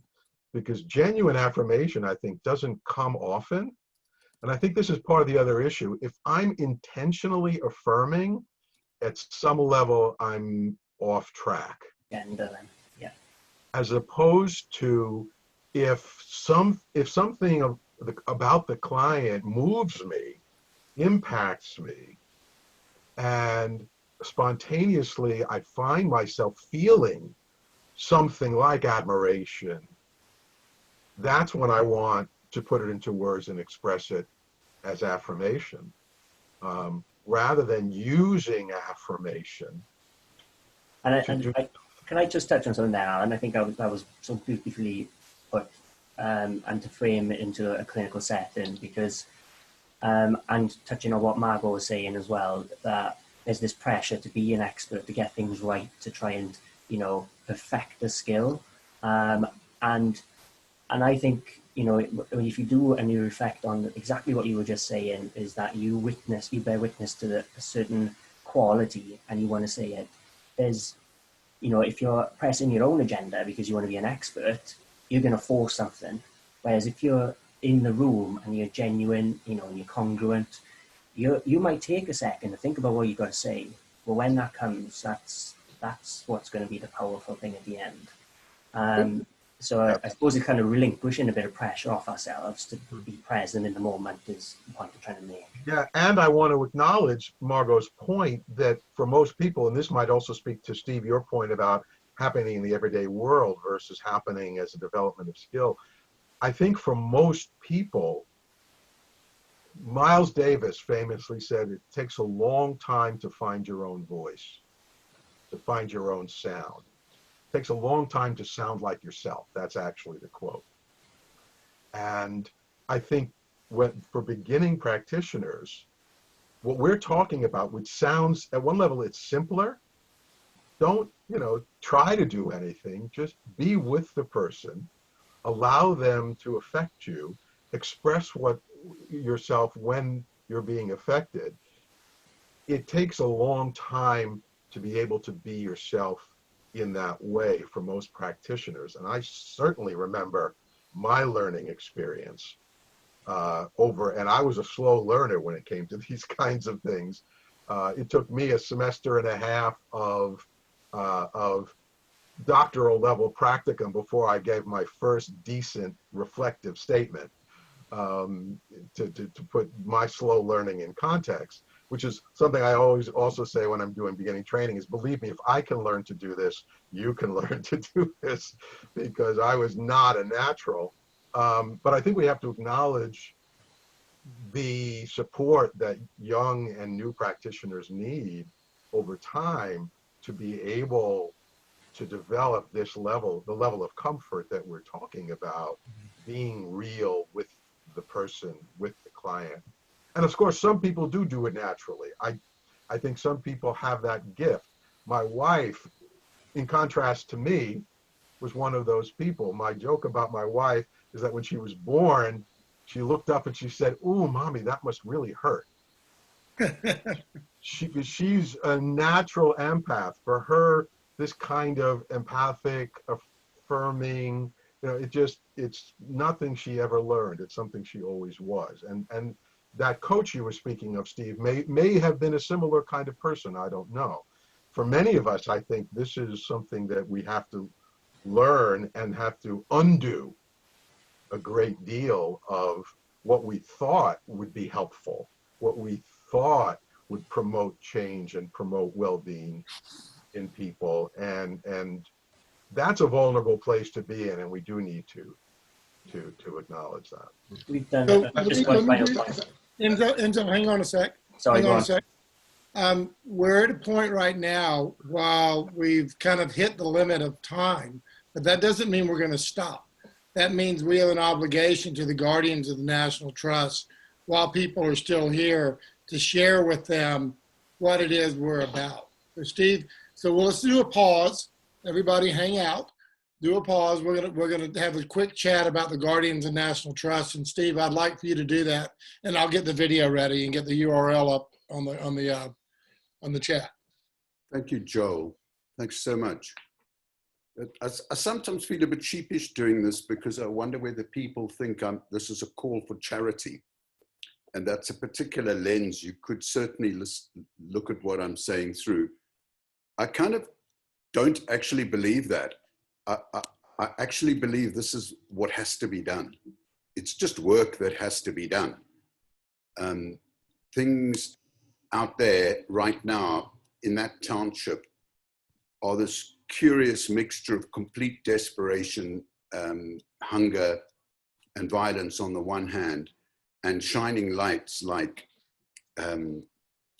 Ralph Bovers, who you're going to see in a moment.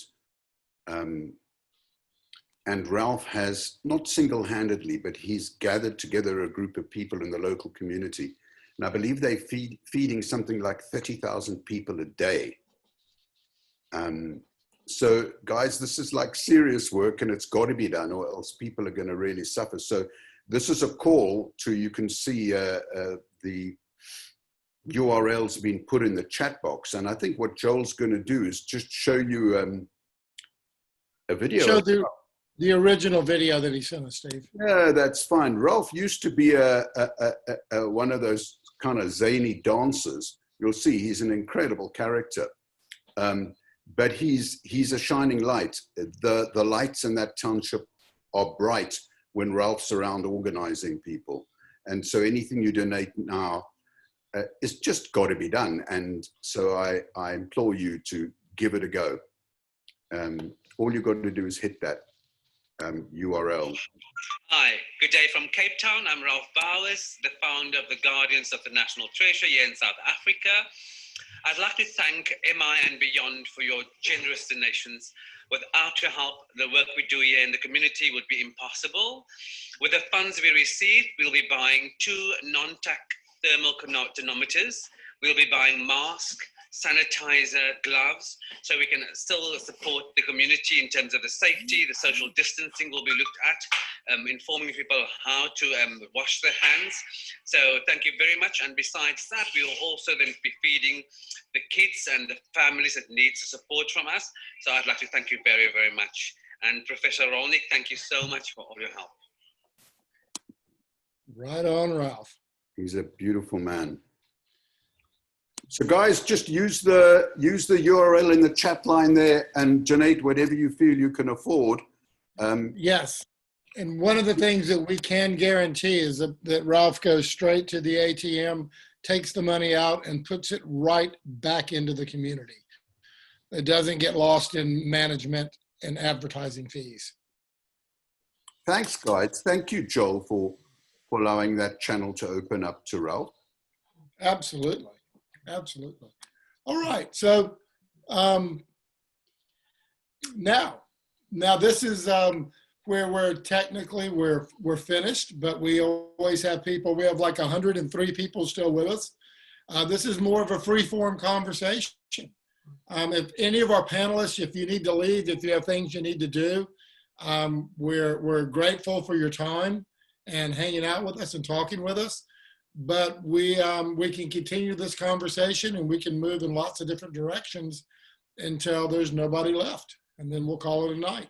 Can I just say something quickly, Joe, just to apologise for people if we didn't manage to raise their questions. There was a lot of very good comments and some good questions. We just don't have the time to dig it all out. So so very sorry about that. So, but there's been a lot of chat today, a lot of questions, which has been great. Thank you. And if anybody who's still in the audience would like to come up and share some thoughts, just send a message in the chat, and we'll make that happen. And Alan, thank you so much. I mean, there was stuff there that you did today that, like, I hadn't kind of reflected enough about. You know, thank you so much, Alan. You were so lucid and clear. Really. Incredible. And Enzo, thanks for coming on at last minute notice. Wonderful. I really enjoyed it. You brought, and I cut you off, in a thought. And so if you can remember the thought, or you'd like to finish it, please use the time that we have right now. We've got somebody, Erin Ash would like to make a comment. Erin? Okay, I'll find them. Just give me a second. The quick thing I was going to say was just about role models and understanding clients' role models. That could open a whole can of worms in terms of who their role models are and what their qualities they value and who they see. But that was it. It's it's not essential. While you're looking, Joel, would it be okay for me to comment on a couple of the questions that were put? Absolutely, I'll jump in. Okay, thank you. because I think some of the, I mean, one of the things I've noticed, and it's hard to follow Q&A and chat while we're talking, but anytime I look, I mean, there's such rich conversation happening there, and I'm very conscious that many others could have been in my position and sharing valuable thoughts as well. One question was about affirmation in brief intervention. For example, working in the context of, I guess, a medical setting, a dentist, and I think, and, you know, are they different there, and is there a different kind? Are they less likely to be present? And I think the answer to that is yes, only because, and I'm curious what others think.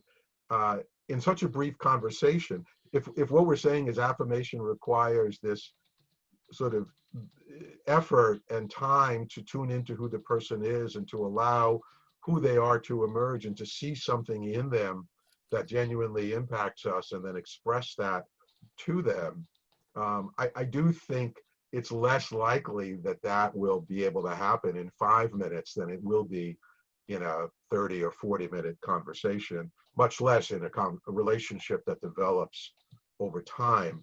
And I think often the longer we work with people and we get, as our relationship gets more intimate and closer, we see more of who they are, and we're able to affirm in a way that's different. But then the contrast is, and I don't know how long that conversation was that you had, Steve, with the gentleman you started in the story you told right at the beginning.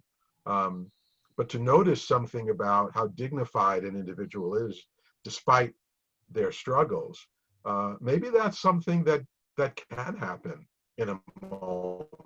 Maybe that's something that can strike you rather quickly. And if it does, I think being prepared simply to share that thought, allowing yourself to share what you see, allows for genuine affirmation, even in a much briefer conversation. Yeah, Hey, Aaron. I've come across a football coach who uses affirmation from the side of the field. And she says that she notices that other players are more likely to copy the affirmed player than if she praises them. So that's like 2 seconds, right? But I suspect behind that is a good quality engagement between that coach and those players. But I noticed Erin's come on, which is great. Hey, Aaron, where are you from and what are you thinking? Hi, yes. So I'm Erin Ash. I'm a genetic counselor and I teach at the Sarah Lawrence College graduate program in genetic counseling. My course is specifically on MI and applying it to genetic counseling scenarios. And for those who aren't familiar with genetic counseling, what we're doing as genetic counselors is working with patients to make decisions about genetic testing and adjust to genetic risks, either for the patient or for family members. And what you had said about affirmation when we think about information giving and how that emerged in this conversation, I think was really profound. Because when we are thinking about it, in giving genetic risk, we're really approaching that vulnerability for a person with something that is beyond their ability to control their risk for it, although we can adapt to those risks. And thinking how if we incorporate affirmation, particularly early in the sessions when we're getting that patient's narrative of their life, of their family dynamics, then that allows us to really establish partnership in a different way. It helps to remove that dynamic of the genetic counselor as being the harbinger of that threat. And now all of a sudden we can work together, and how do we both help that person adapt to those risks and be able to make decisions from a more empowered stance. I really was interested in that and your perspective. Well, you know what's interesting, Alan? I just thought of you and the work you do. You're working 2 ends of the life continuum. So Alan, I don't know what you do, what Alan does, but Alan is sort of at the end of life continuum, and you're at the beginning of life continuum. So we're through the life continuum now with, you know, genetics and how that has really become integrated. Yeah. Absolutely. Yeah. Yeah, I do think it's a really nice point, Aaron, that partly it is about the engagement that we're creating with the person, the fundamental establishment of mutual trust, and therefore the potential for partnership. And I think also, if we think that affirming gives people and calling attention to their strengths supports people's perception of themselves as strong, as capable, as well as being worthy, they're in a stronger position potentially to take in what may be some very difficult to take in information which, as you said, is outside of their control, but requires them to cope or adapt to it. Yeah.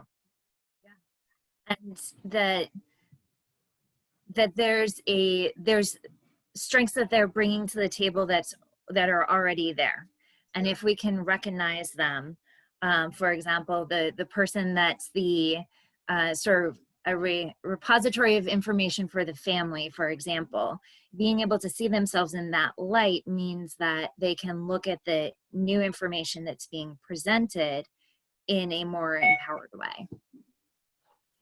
Yeah. Thank you. Cool. Aaron, thanks for joining us.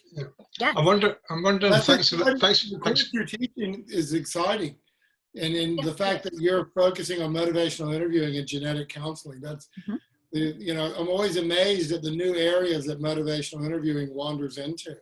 Yes. So that's really cool. And especially in genetic counseling, that often we have different goals within the session. So there may be times when we are looking at incorporating motivational interviewing in a more directive approach, when there are clear guidelines and screening recommendations, changes to behavior that would be important in increasing that person's overall health. But also then, how do we look at decision making from an equipoise stance, and utilizing motivational interviewing and equipoise to help to facilitate a decision that's made based very much on that person's own perspective. Don't get Allan Zuckoff talking about it. We're going to be here for another couple hours. I'll restrain myself. I see we have Heather Lynch here. Heather, I'm gonna ask you if you want to come up and chat with us. We have Tony Gual. Am I seeing Tony Gual on the screen also? Yeah, I sent him to promote. I wonder if I can just bring in a question quickly before when we are bringing somebody else in. There's a question came up from a friend of mine in South Wales. It's probably quite a big question about how do we collectively get to use get community leaders to use the language of affirmation to behave more empathically and maybe defeat the spread of COVID or contribute to it. And I guess this is about how leaders use empathy or use affirmation to achieve a common goal. And it's quite a big question, that one. So I'm just wondering if any of you had any thoughts about that.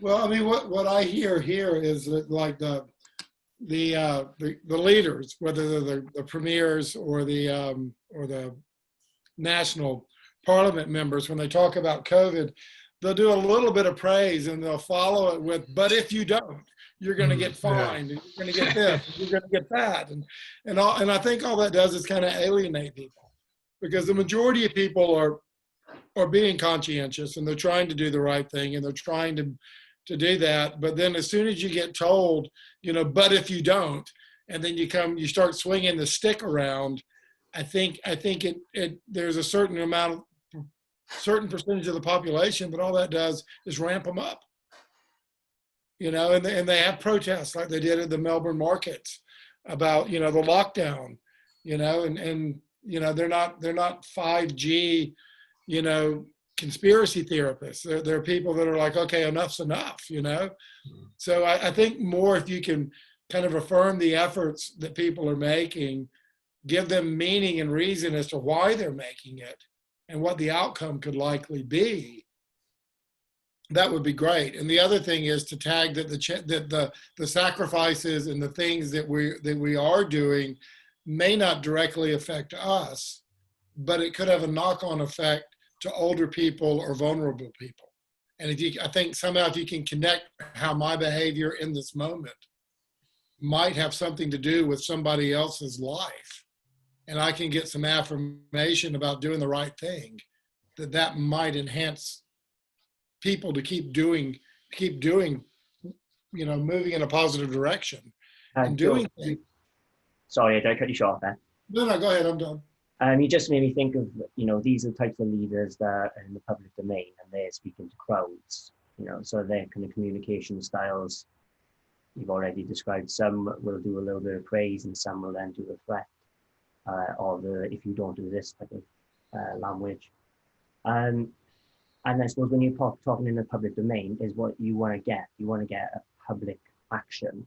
So if you are affirming in a connected way, so if you are using words, like family, or like in Italy, they were trying to bring in national pride as a method of being responsible to wear a mask in certain places. To use the COVID example. Examples in New Zealand, the Prime Minister there, talking about the New Zealand family coming together. These kind of ways of accepting the people around you as your friends who you're responsible for, your family members, can lift you as a person who can have some control and influence in the world, rather than perhaps scaring you to think you can have an influence.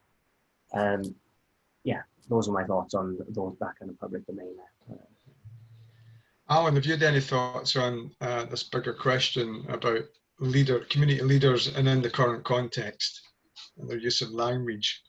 Well, I feel very hesitant about moving in this direction, in part because I think we transfer from an individual relational context to a political, social context at our peril. I don't think that those contexts are the same. I don't think that what is most effective in one context is necessarily what is most effective in another. I think the history of trying to take therapeutic methods like client-centered counseling, for example, into a political and social context has actually not been terribly encouraging. And so I prefer to speak on what I believe I have genuine, perhaps expertise and experience in, and certainly what I have dedicated my life to, and not to comment in a different domain. Thanks.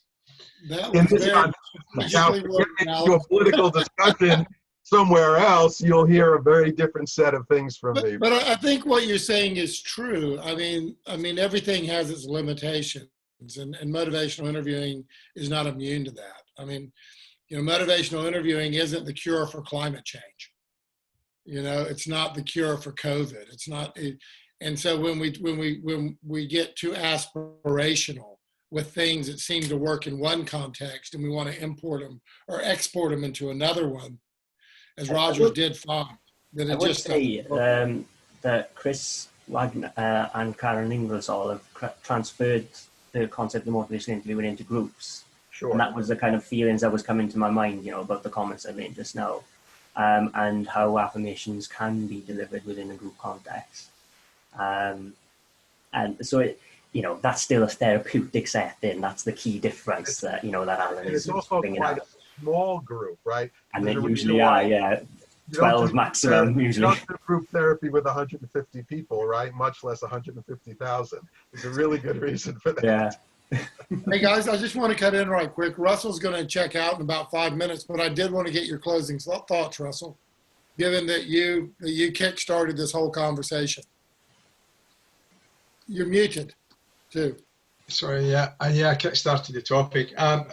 First of all, thanks again to Alan and Enzo for some amazing contributions, and for the other people that have dropped in, and to you too, Joe and Steve. Each time we do this, the time flies by quicker and quicker, and I think today's been the quickest. It felt the quickest. There's been so much going on. The chat box has been furiously going, question and answer box, which is a really good sign. So yeah, I've had a few questions answered, but many more in my head, but that's a good thing. Cool. Thanks. Thanks. Yeah. Well, I'll see you in 3 weeks when we do the next one. Yes, thanks. We'll figure out what that's going to be. Maybe we'll just pick your brain. Okay. We still have about 118 people hanging out with us.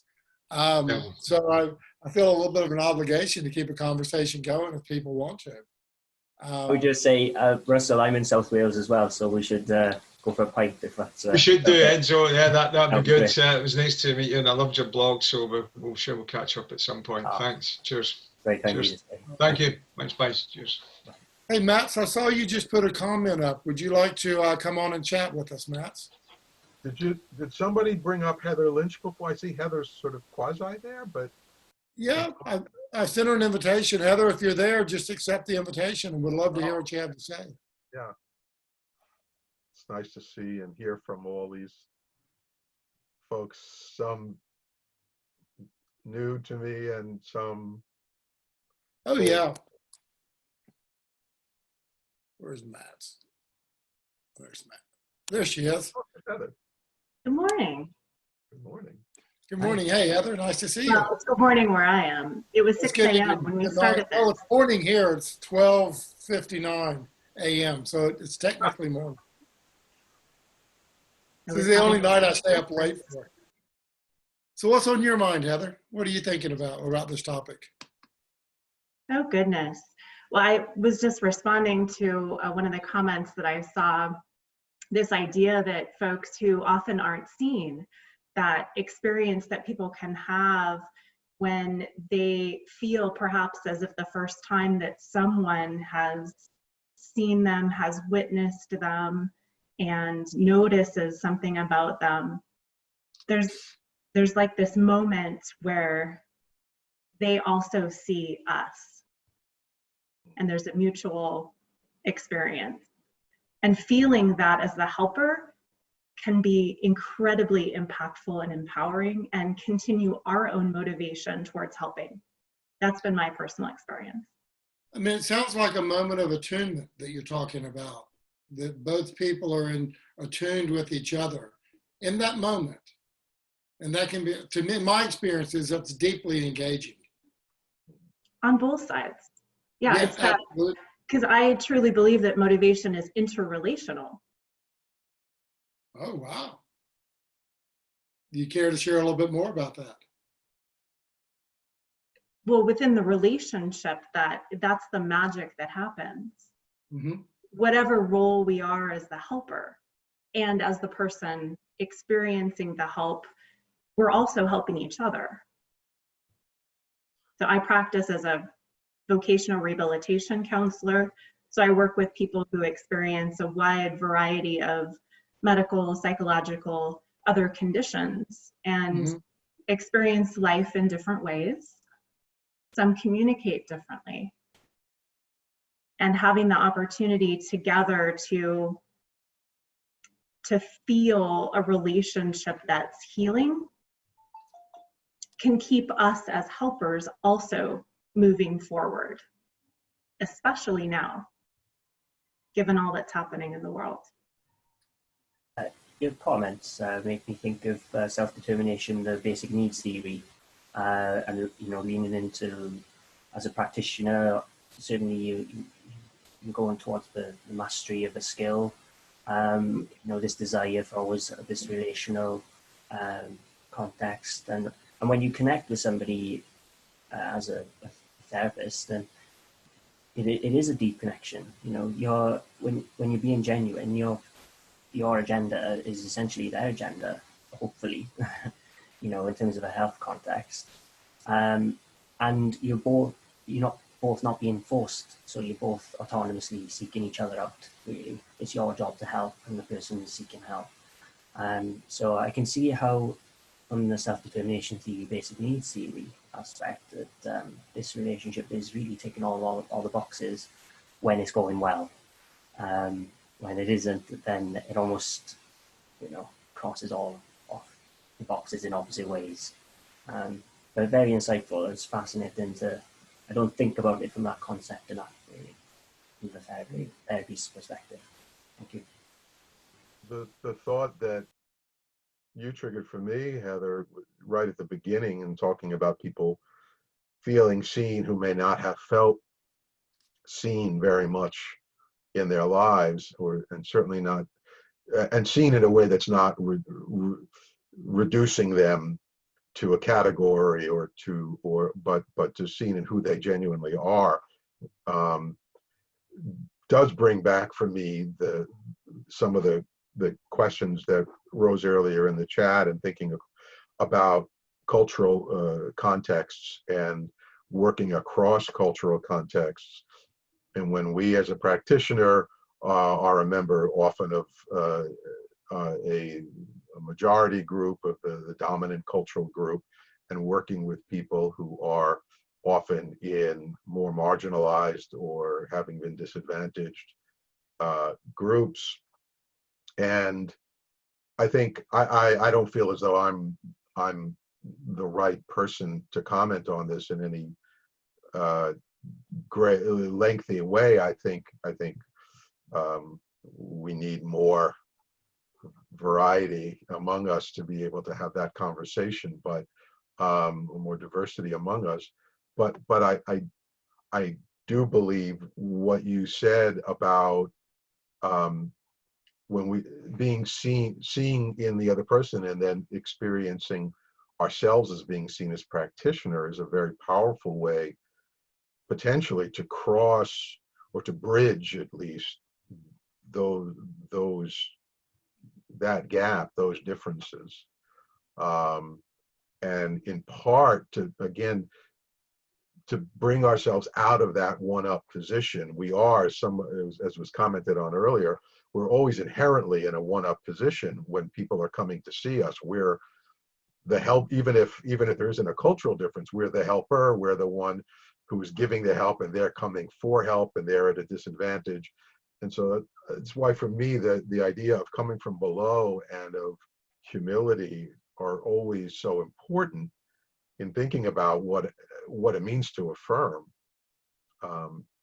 That we can never fully, no matter how hard we try, we will never end up with a power differential, in the opposite direction. We're never going to be less empowered than the person we're counseling. But if we work really hard to take that lower position, to come from below, we can potentially at least move towards equalizing it and seeing each other in that way.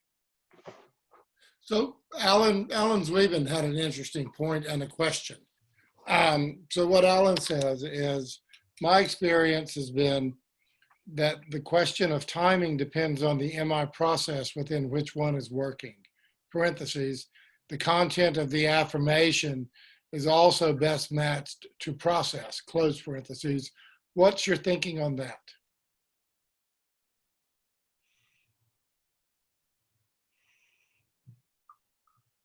Heather, so if we're talking about the 4 processes, right? Allan, I'm assuming that's what you're talking about. If you're talking about engaging, focusing, evoking, and planning, then the question of timing of how you would utilize affirmation. So let me see if I can take a crack at this one. And one of the thoughts that I had as we were talking was that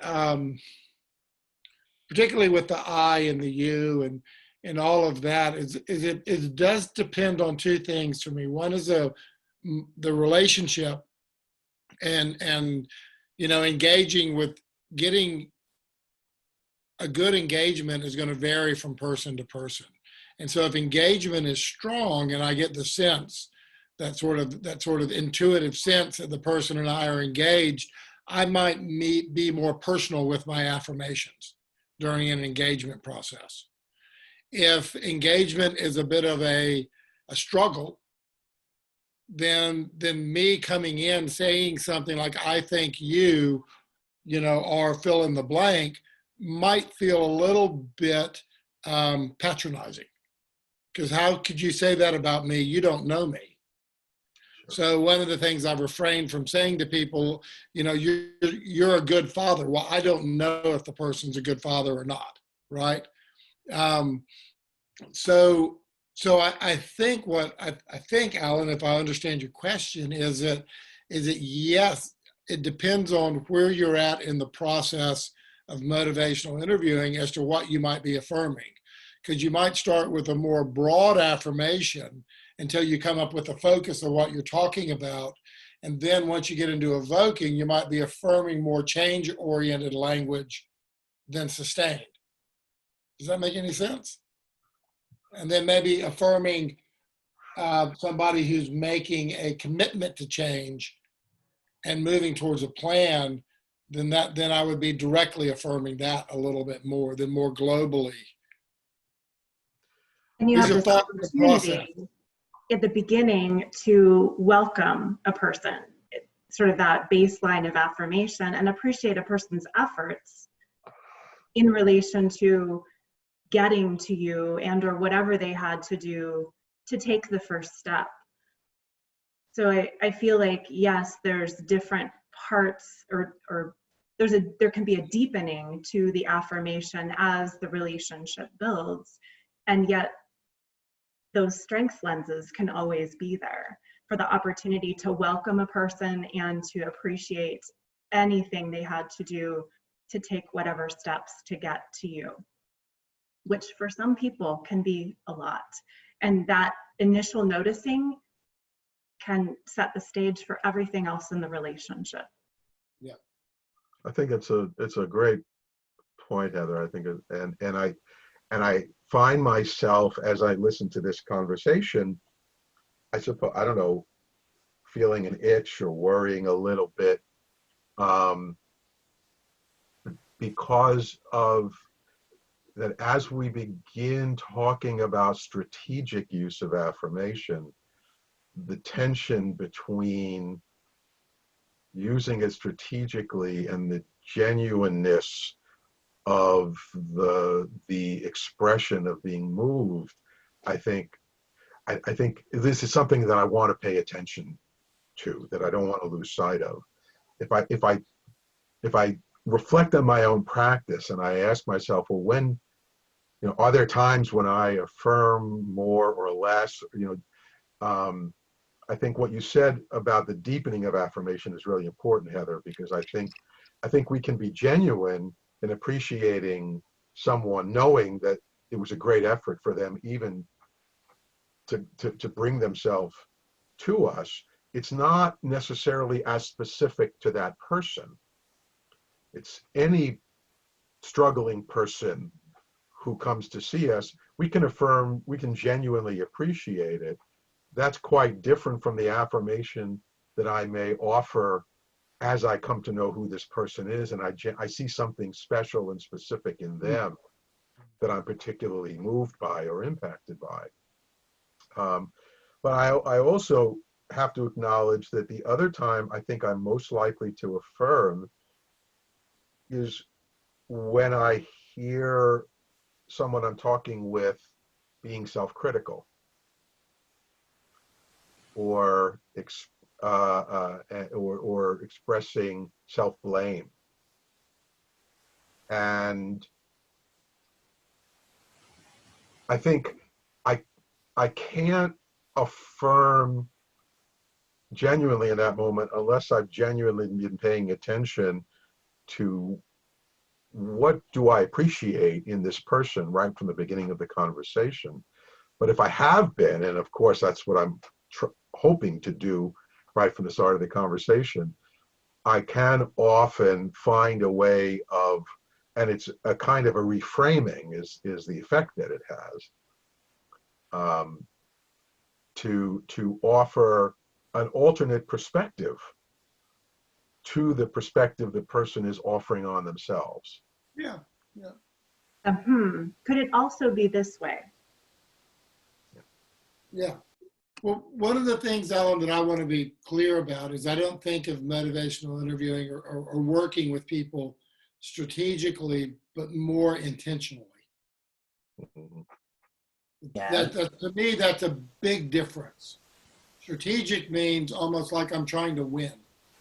Intentional means this is what I'm doing and I have a reason behind it. And it's genuine. Yeah. I don't have a problem with thinking about being strategic when I'm doing MI. And this may be just, my own quirk. I think it only troubles me when I think about it in the context of affirmation. So if I'm listening for and selectively reflecting change talk, I think there's clearly a strategic, whether we say intentional or strategic, there's definitely something I'm doing where I know what I'm doing and I know why I'm doing it. Right. But I don't use affirmation that way. No, I don't think I do either.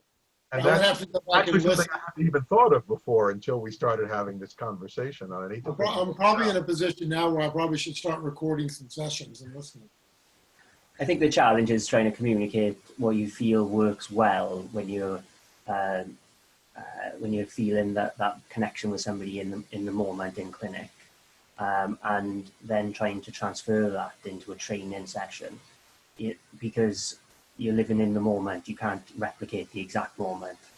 And, as we've been thinking, and, the wonderful question about thinking at a different stage is, it can become a bit more strategic if we're trying to plan for it. What I'm recognizing as I'm reflecting is that actually there probably are things that I do more at the beginning of meeting somebody. I'm more neutral because I don't know. Like we were saying earlier, I wouldn't say they're a good father. What I might say, depending on the person, is I might say, you have a nice coat. Something really small that's just me coming alongside being likable. Yeah. Knowledgeable. Yes. And, I haven't really thought a great deal about that, but it seems to come natural when you first meet somebody. Certainly if you want to befriend them, not that you want to befriend them in a therapeutic setting, but there's a similarity there. And as you get to know them, as you feel and understand the scenario, and then you bear witness to their core values and their situation, when you feel it, you can respond with that really more meaningful affirmation. And I can't see that being a continuum on a scale. That just has to happen fluidly in a consult.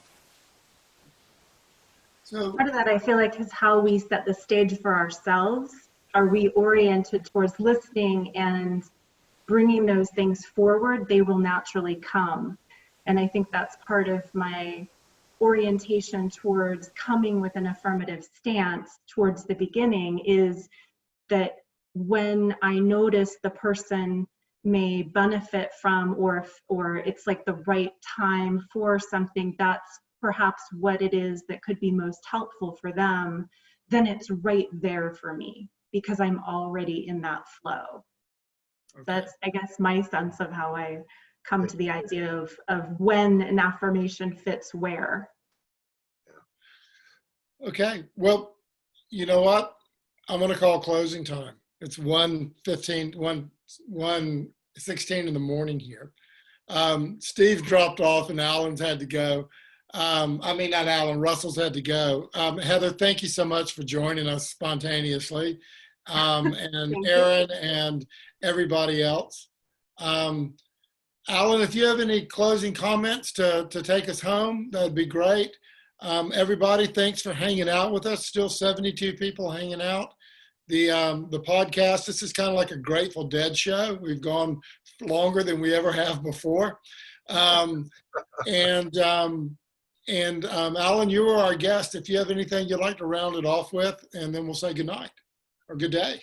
Sure. Well, thank you, Joe. I guess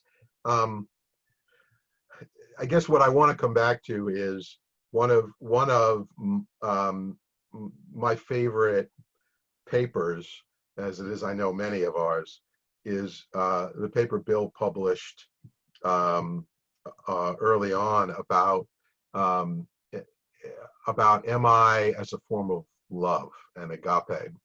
Rediscovering fire. Rediscovering fire. And I've always thought of prizing, and what Heather was just saying, I think fits so beautifully, because it really is about an orientation or a stance in relation to people. And the affirmation is just an expression of the stance that we're taking. And if we are looking at people through the eyes of love, which is, I think, what ultimately we're called to do when we're doing MI. I think, as Bill acknowledged, love, talking about love in the context of counseling and therapy can feel dicey as compared to talking about being strengths-based or these other languages. But Bill's paper on rediscovering fire is consonant with a book that I love very much, which is about learning from the client, and that argued that Rogers, when talking about affirmation and prizing and that what he was also really talking about was love, not possessive love or agape. And I think it's a hard place to get to, and we can't always be there. But that what I'm striving to do when I begin a conversation with someone is to be looking at them through the eyes of love, which means seeing who they are in their best self, in what is most valuable and worthwhile in them. When we look at our children, we don't look at them objectively. We don't look at hopefully we don't simply, evaluate their pros and cons. We see them through the eyes of love. And I think when if we're able to take that stance, then when we affirm, it will be, when we offer something, it will not be praise. It will naturally be an affirming expression, because we're seeing who that person is in their best self. I don't think it could be said any better than that, Alan. Thank you so much, my friend. Enzo, it's very nice to meet you. It was a wonderful pleasure. I thoroughly enjoyed meeting all of you. MI experts has been wonderful. I can't put any more into words. Alan was send-off was absolutely phenomenal, so I'll just leave it there. Thank you. Okay. All right, guys. Everybody who's still with us, thanks for hanging out. We greatly appreciate it. The podcast will be on our YouTube page. You'll get a link to that. Share it freely with anybody you want. We just do this for fun and to try to help out any way we can. So, guys, good night. I miss you, Alan. I look forward to seeing you next time I see you. I hope so. I hope it's sooner rather than later, Joel. I do too, my friend. I do too. See you, Enzo. Ciao. Ciao. Goodbye, everyone.